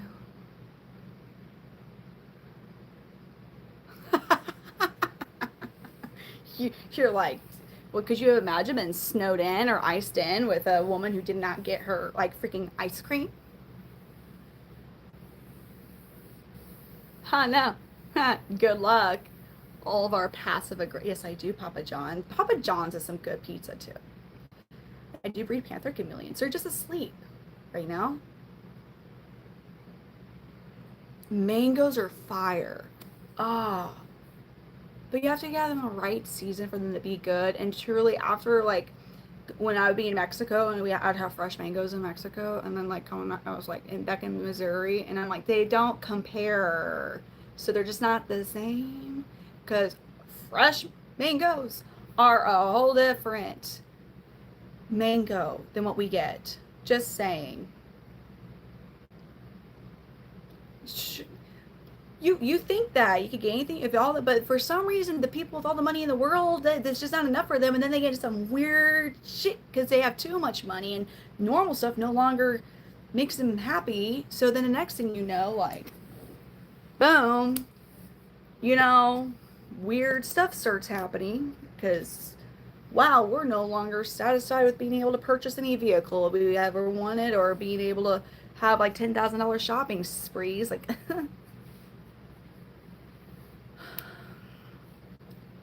she take my money when I'm in need. Oh, no.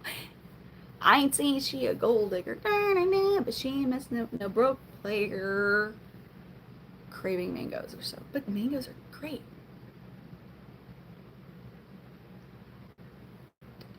Now I'm gonna have the song stuck in my head. See, she a gold digger.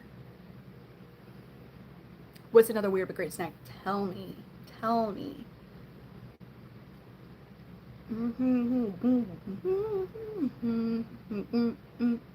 Get down, girl. Go ahead. Get down.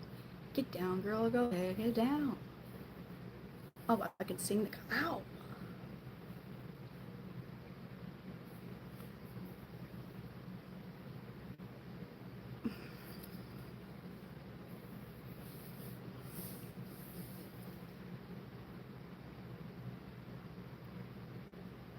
Raw egg every day. Really big sweet green grapes. Wash them in. No, the frozen grapes are actually delicious. Get the cotton candy grapes. I know maybe cotton candy grapes are going to be a controversial topic for people, but and freeze those suckers. Frozen grapes are like, they trick your brain into thinking that you're having something really bad for you, like maybe some type of really sugary, bad sugary frozen ice treat from its grapes. No, that's not a weird. I cannot do the robot. Blame it on the home. Ooh. Ooh, whoa. I think I missed. Oh my God, though.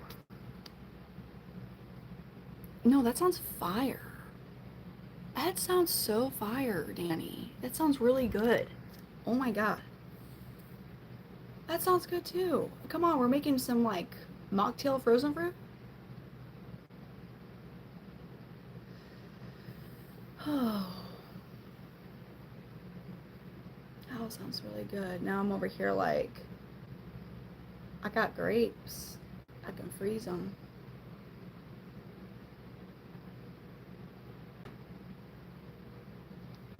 That Santa Claus is real. First of all, Danny lives in freaking Washington, I think. She's not in the Midwest. She's over West Coast. She's a West Coast lady. She's a West Coast girly.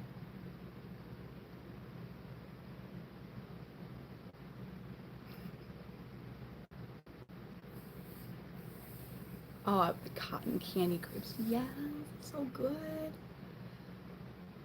He's like, from the, I'm from the 618. Oh, are you saying you're from the East Coast or the East side of St. Louis? Is not the state of Washington considered West Coast? I mean, I know it's the Pacific Northwest, but like West Coast?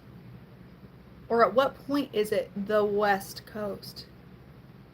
The 617 Boston. Ah, just one number away. The 618 is the Metro East of St. Louis. Well, I know Washington is not close to California. I mean, it's closer than I am. From the St. Louis, Missouri area. Hence me randomly saying 618. Although that's Illinois. I'm in Missouri now. Thank God. I'm very happy I'm not still in the 618. I every time I have to like no longer be able. Oh, I hate some of Illinois' rules. Being somebody who lives literally like I'm like the state line, the Mississippi River. I'm like a few 20 miles away from that, so I'm like really close to Illinois. But the laws suck in Illinois. I like Texas. I have family that lives kind of near Dallas. Kirkwood was nice. I've lived in North County. I lived in West County. I've never lived in South County. I've lived in Hazelwood, Maryland Heights, Wildwood,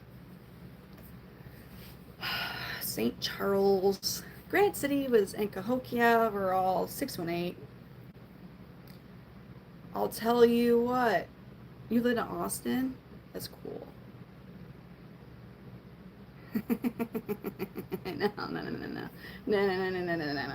No. Listen, about 618. No. Do you have a favorite state? Why is Texas your worst enemy? Because you're in. What do you mean? All of us that live in Missouri wish we lived in Texas. Damn. Let's see you do it one more time. Get low. I don't know.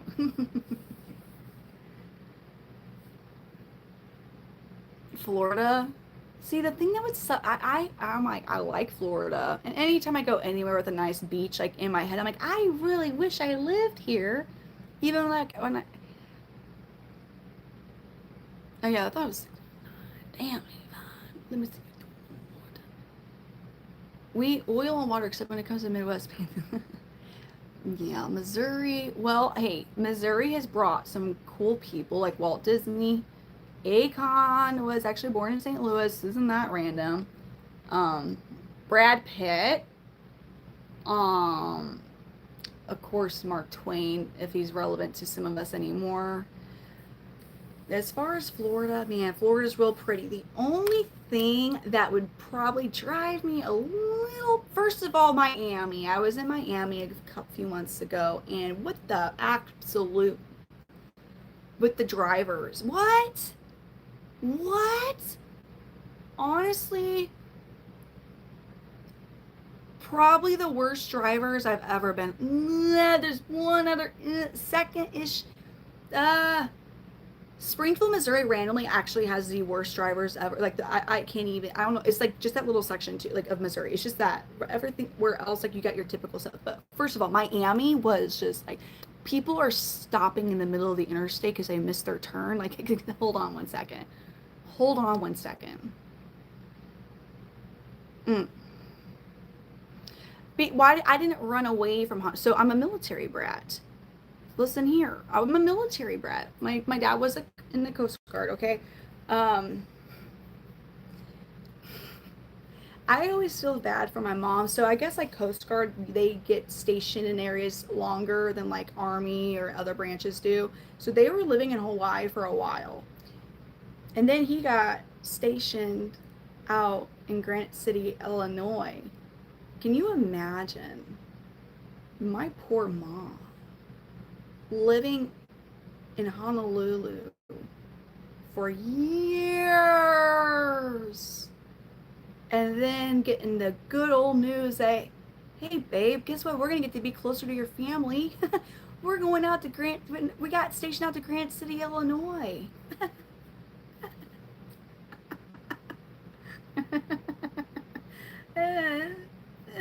So mm. Anyway, so there you go. Could you imagine that though? I couldn't even imagine it. She did. Hey, well, here's.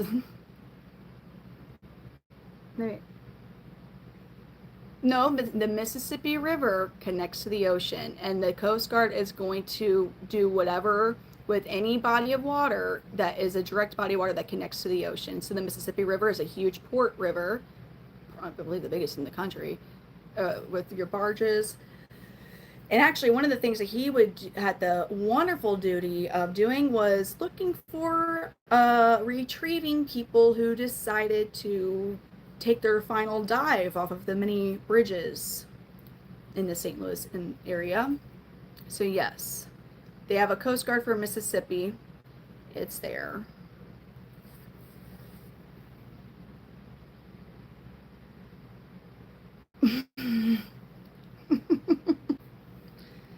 My Yeah, no, that was,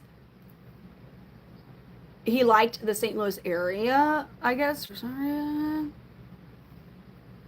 But he did not like that job duty. So he went from being an electrician, like on boats, to like that was now his job duty when he like one of his. So, um, mm-hmm, mm-hmm.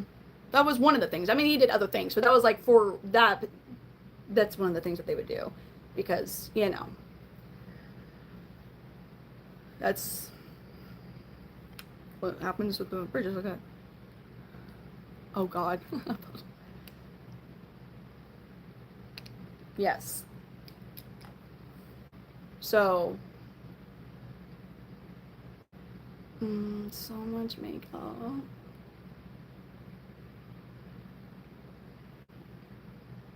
What makes you think I have a lot of makeup on? Man. Whoa, no, I wish it worked like that. Wish it worked. It's like, don't do the thing. Wouldn't it be crazy if there was like laws that were like, hey, don't do this, and people just like, I didn't do it.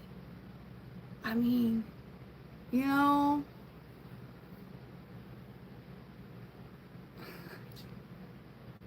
I, yeah. Nope.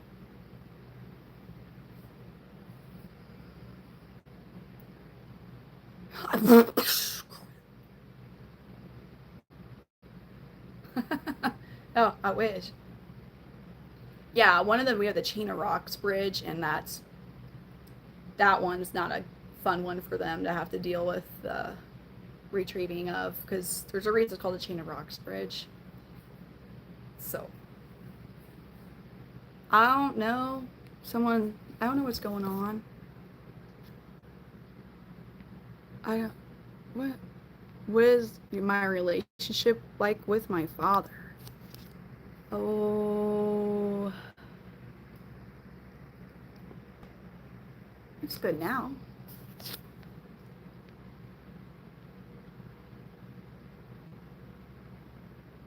I've never been on a cruise. I've never been on a cruise. There's this part of me where I'm like,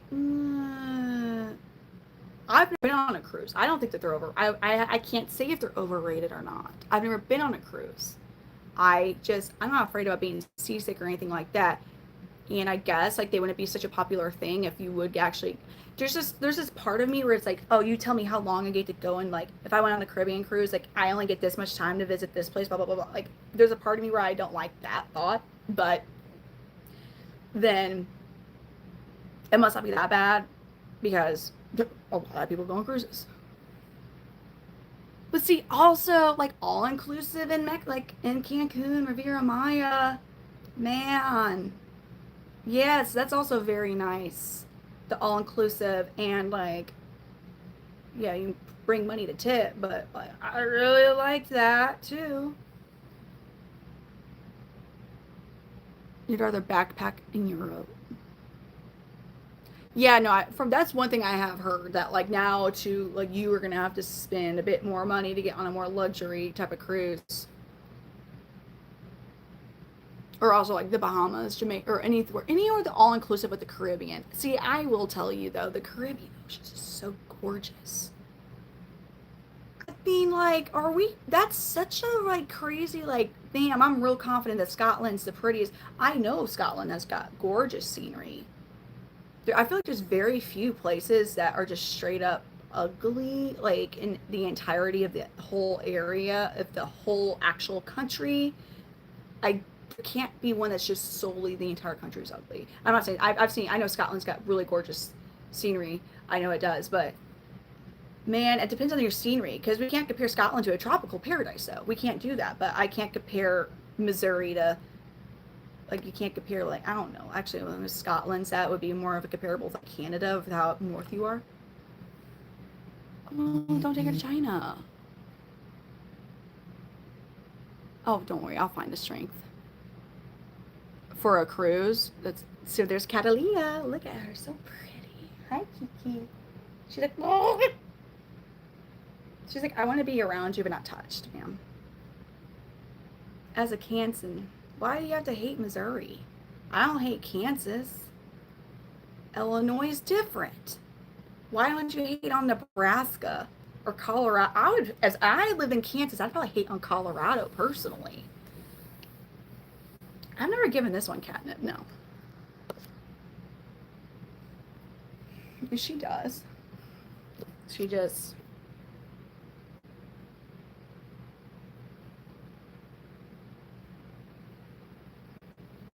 Ah, Pennsylvania.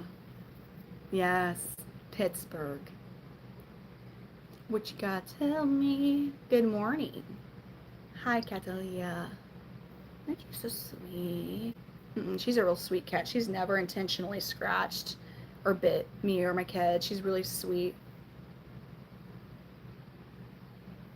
Ooh, good one. That's gonna definitely, especially if you took her to like a 5-star restaurant or something.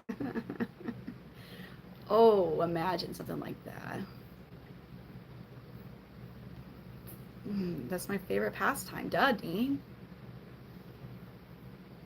Yeah, oh, kittens are cute. She's a pretty big cat. She's definitely bigger than Selena, my Chihuahua. I feel like Thor's definitely denser than her, but she is a big cat. She's not the biggest cat. The biggest cat I've ever had when I was a lot younger, I had a Maine Coon. He was a big cat. That cat was awesome. Go back to sleep. Have a good day, Jessie.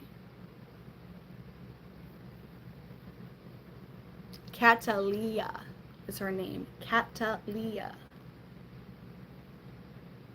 Well, I was a child. So, yes, he's gone now. he was like 30 pounds. He was a big freaking cat. Maine Coons are huge. Yes. Good night, Allie.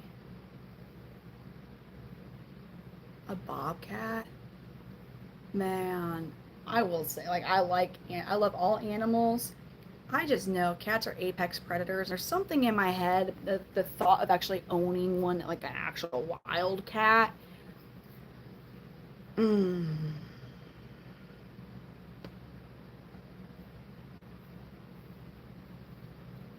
yeah, no. It's like that constant.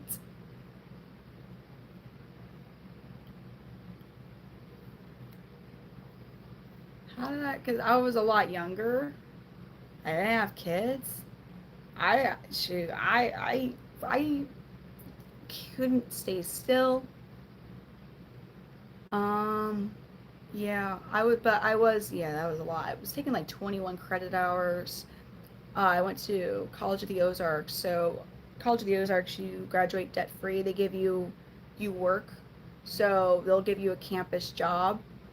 Um, and that pays for your tuition.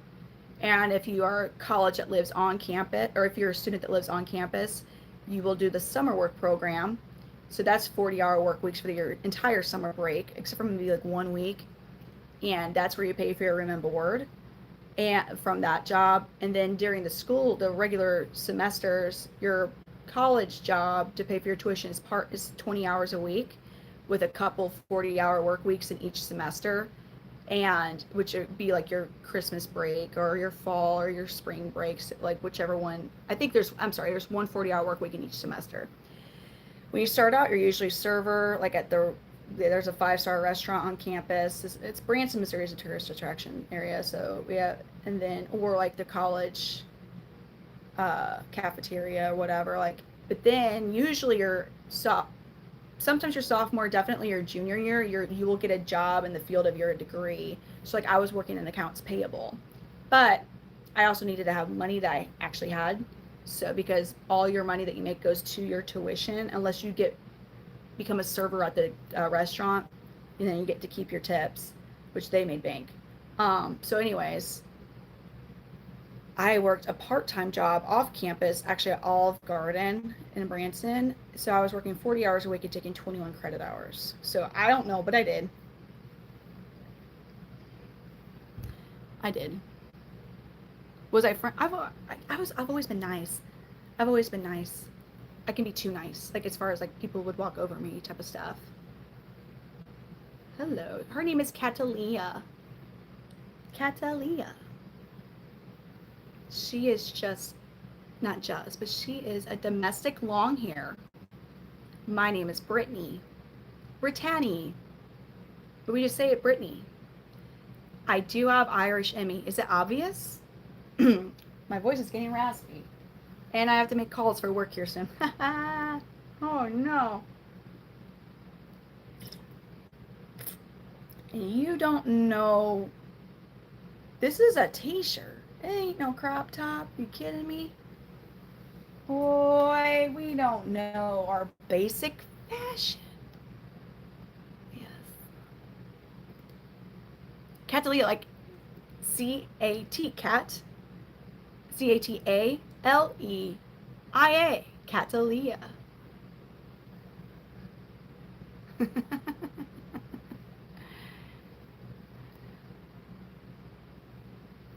The one, are you, the one in Stanton? Is that what you're asking about, Eric? The one in Stanton, Missouri? I know James. James, the wolf or lion daddy, I think is what he's, but the one with the wolves or whatever there too.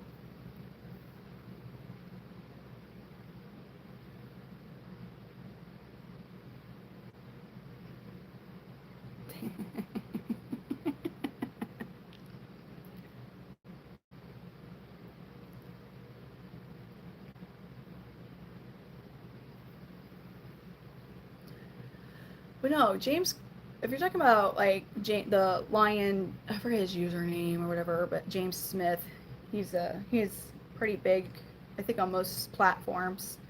He keeps one up by a chameleon. Definitely, I have no. I've been cool. I guess I've never been a cheerleader. Yeah. The one that is going to Branson from hold up. The one that is going to Branson from Ozark? Oh, they have another big cat sanctuary. I thought you were asking about the other one. This is my natural hair color.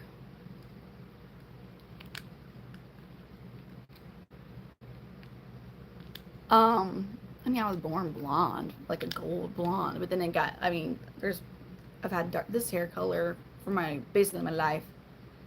That's rude. We can't be mean about Joplin. They've been through enough. 417. I bet it is cool. I like that. 417.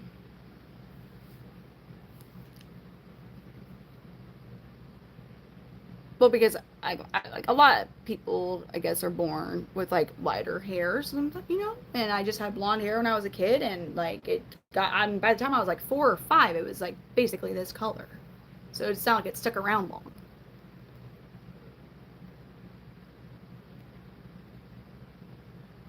Good luck, now, Damn.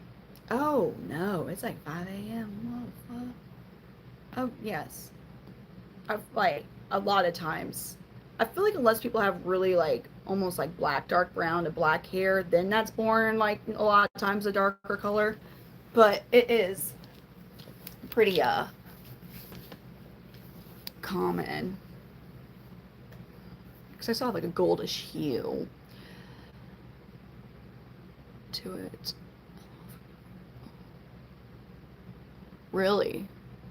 I know I'll get gray hair. Like there's some sprinkled in there. I'll just dye it at that point.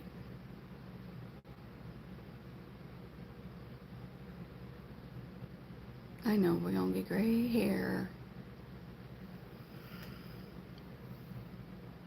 We have, haven't we? I mean, nothing's gone up.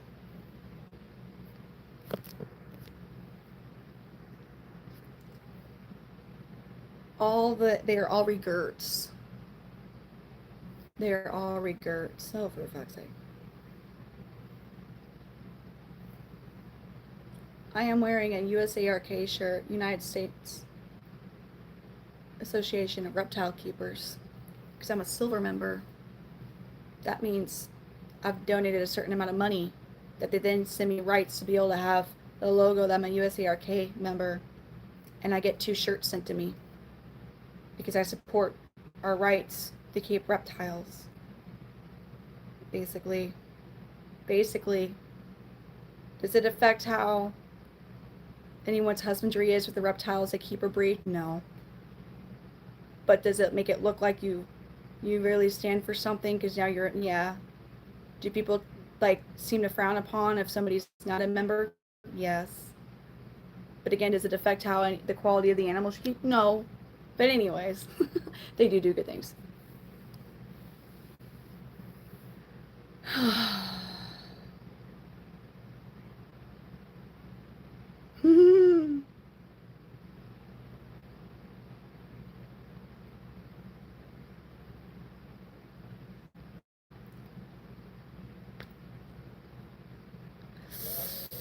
Ooh, do I have any poisonous lizards?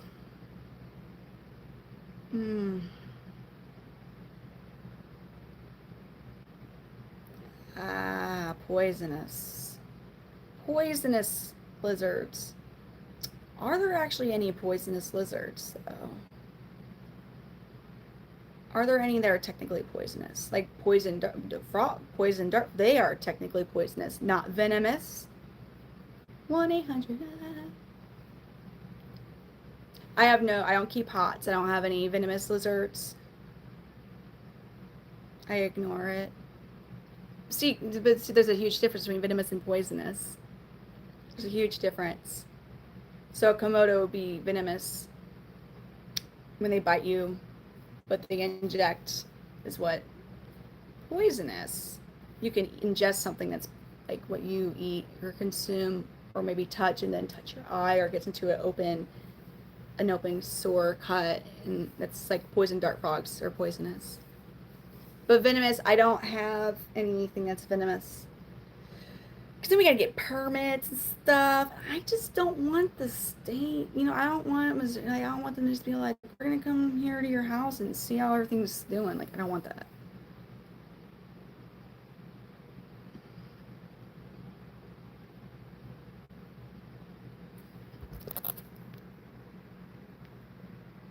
I just ignore most of it. The Huabend.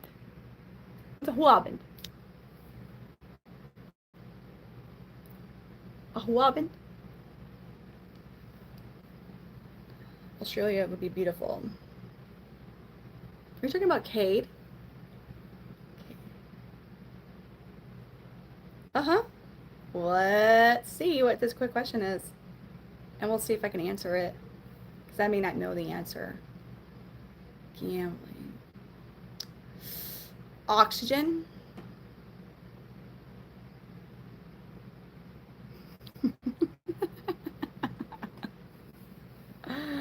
Oh, man. Some good old oxygen. Venomous, but I do not have anything venomous. Good morning. Although I should probably skedaddle at this point. I'm about to initiate good old Midwest knee slap. Gotta go type of. How do I deal with? Charlotte, I have help. Lucky. What sleep?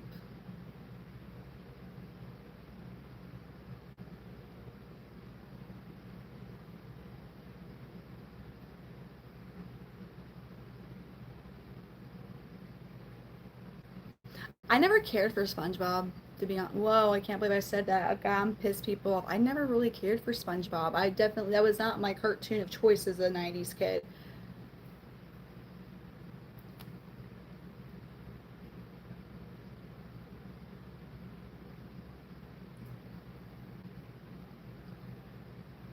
Why did I not like SpongeBob?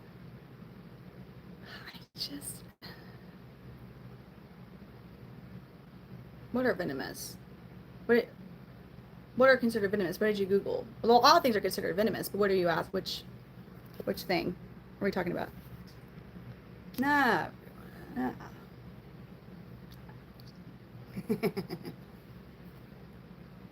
Oh.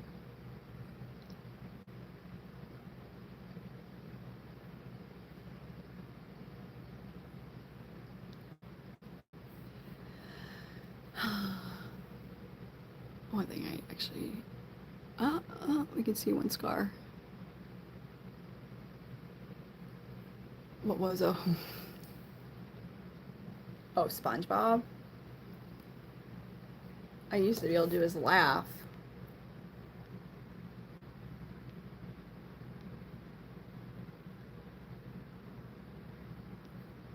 All right, you know what? It was a good one. Oh man, that was some of the shit. I was like, man, looking back on it, or like Ed, and Eddie was another. Like I didn't really care for Ed, and Eddie, but like sometimes that was the only thing on. And that was another one, and that was Cartoon Network, I know. But man, there were some shows I was just like, I would like, how are we watching it? How are we watching it? Like, parents are so weird about some other things, but Ed, and Eddie always a cartoon show on a kids network. It's fine. You're right. I'm like literally wearing a shirt that's about me donating money to a reptile keeper association. Yes, thirst trap. Boom. No, usually I have Panther Chameleons, but they're asleep. I breed Panther Chameleons.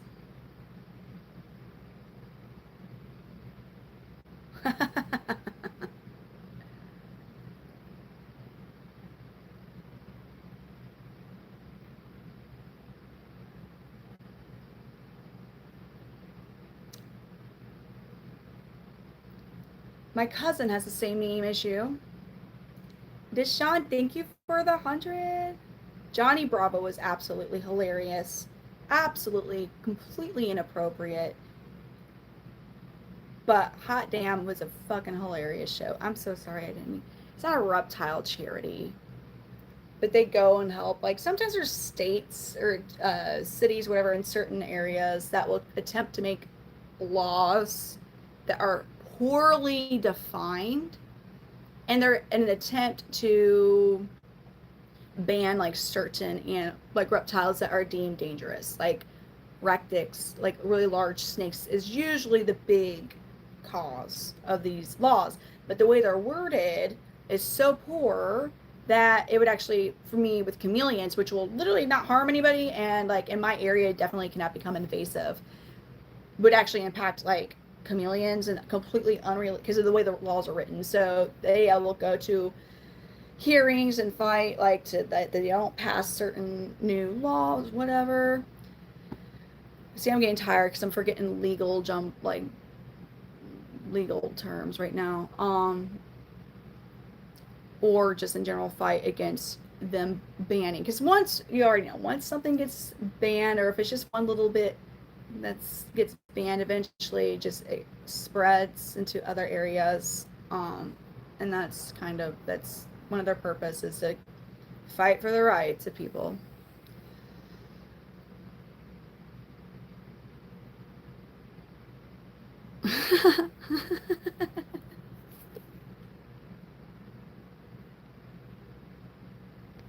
I mean,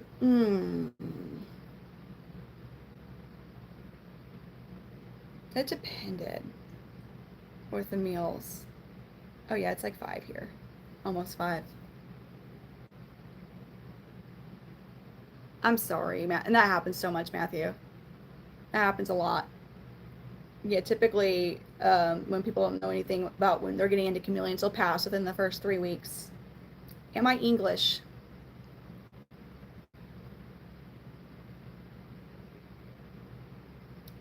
Do I look British? What do you mean? Oh, see, I can't even do my accent. Okay, all right. I am gonna call it a morning night, even though it's like 5 a.m. So I don't know how we're gonna manage spring break, 3 littles, and still working. But hey, caffeine. Please, please be sure to subscribe. I do stream every evening. The chameleons are asleep. I should be asleep too. But exactly, we are all mutts. Unless, like, oh, your family immigrated from Germany in the 80s or something. But, I don't know what. So, good night, everybody. Thank you for coming on. Thank you for subscribing. I hope to see you all later, and you have an amazing rest. Oh, no, no, no, no, no, no, no, no, no, no. We're still going to be streaming. Don't you worry. Literally, I don't, if I'm sick, yeah, that's about it. Or if a kid's like really sick, that's about the only reasons I won't. All right, I'll see you all later. Have a good morning, evening. Bye. Absolutely not, Brad. No, no, no, no. Bye.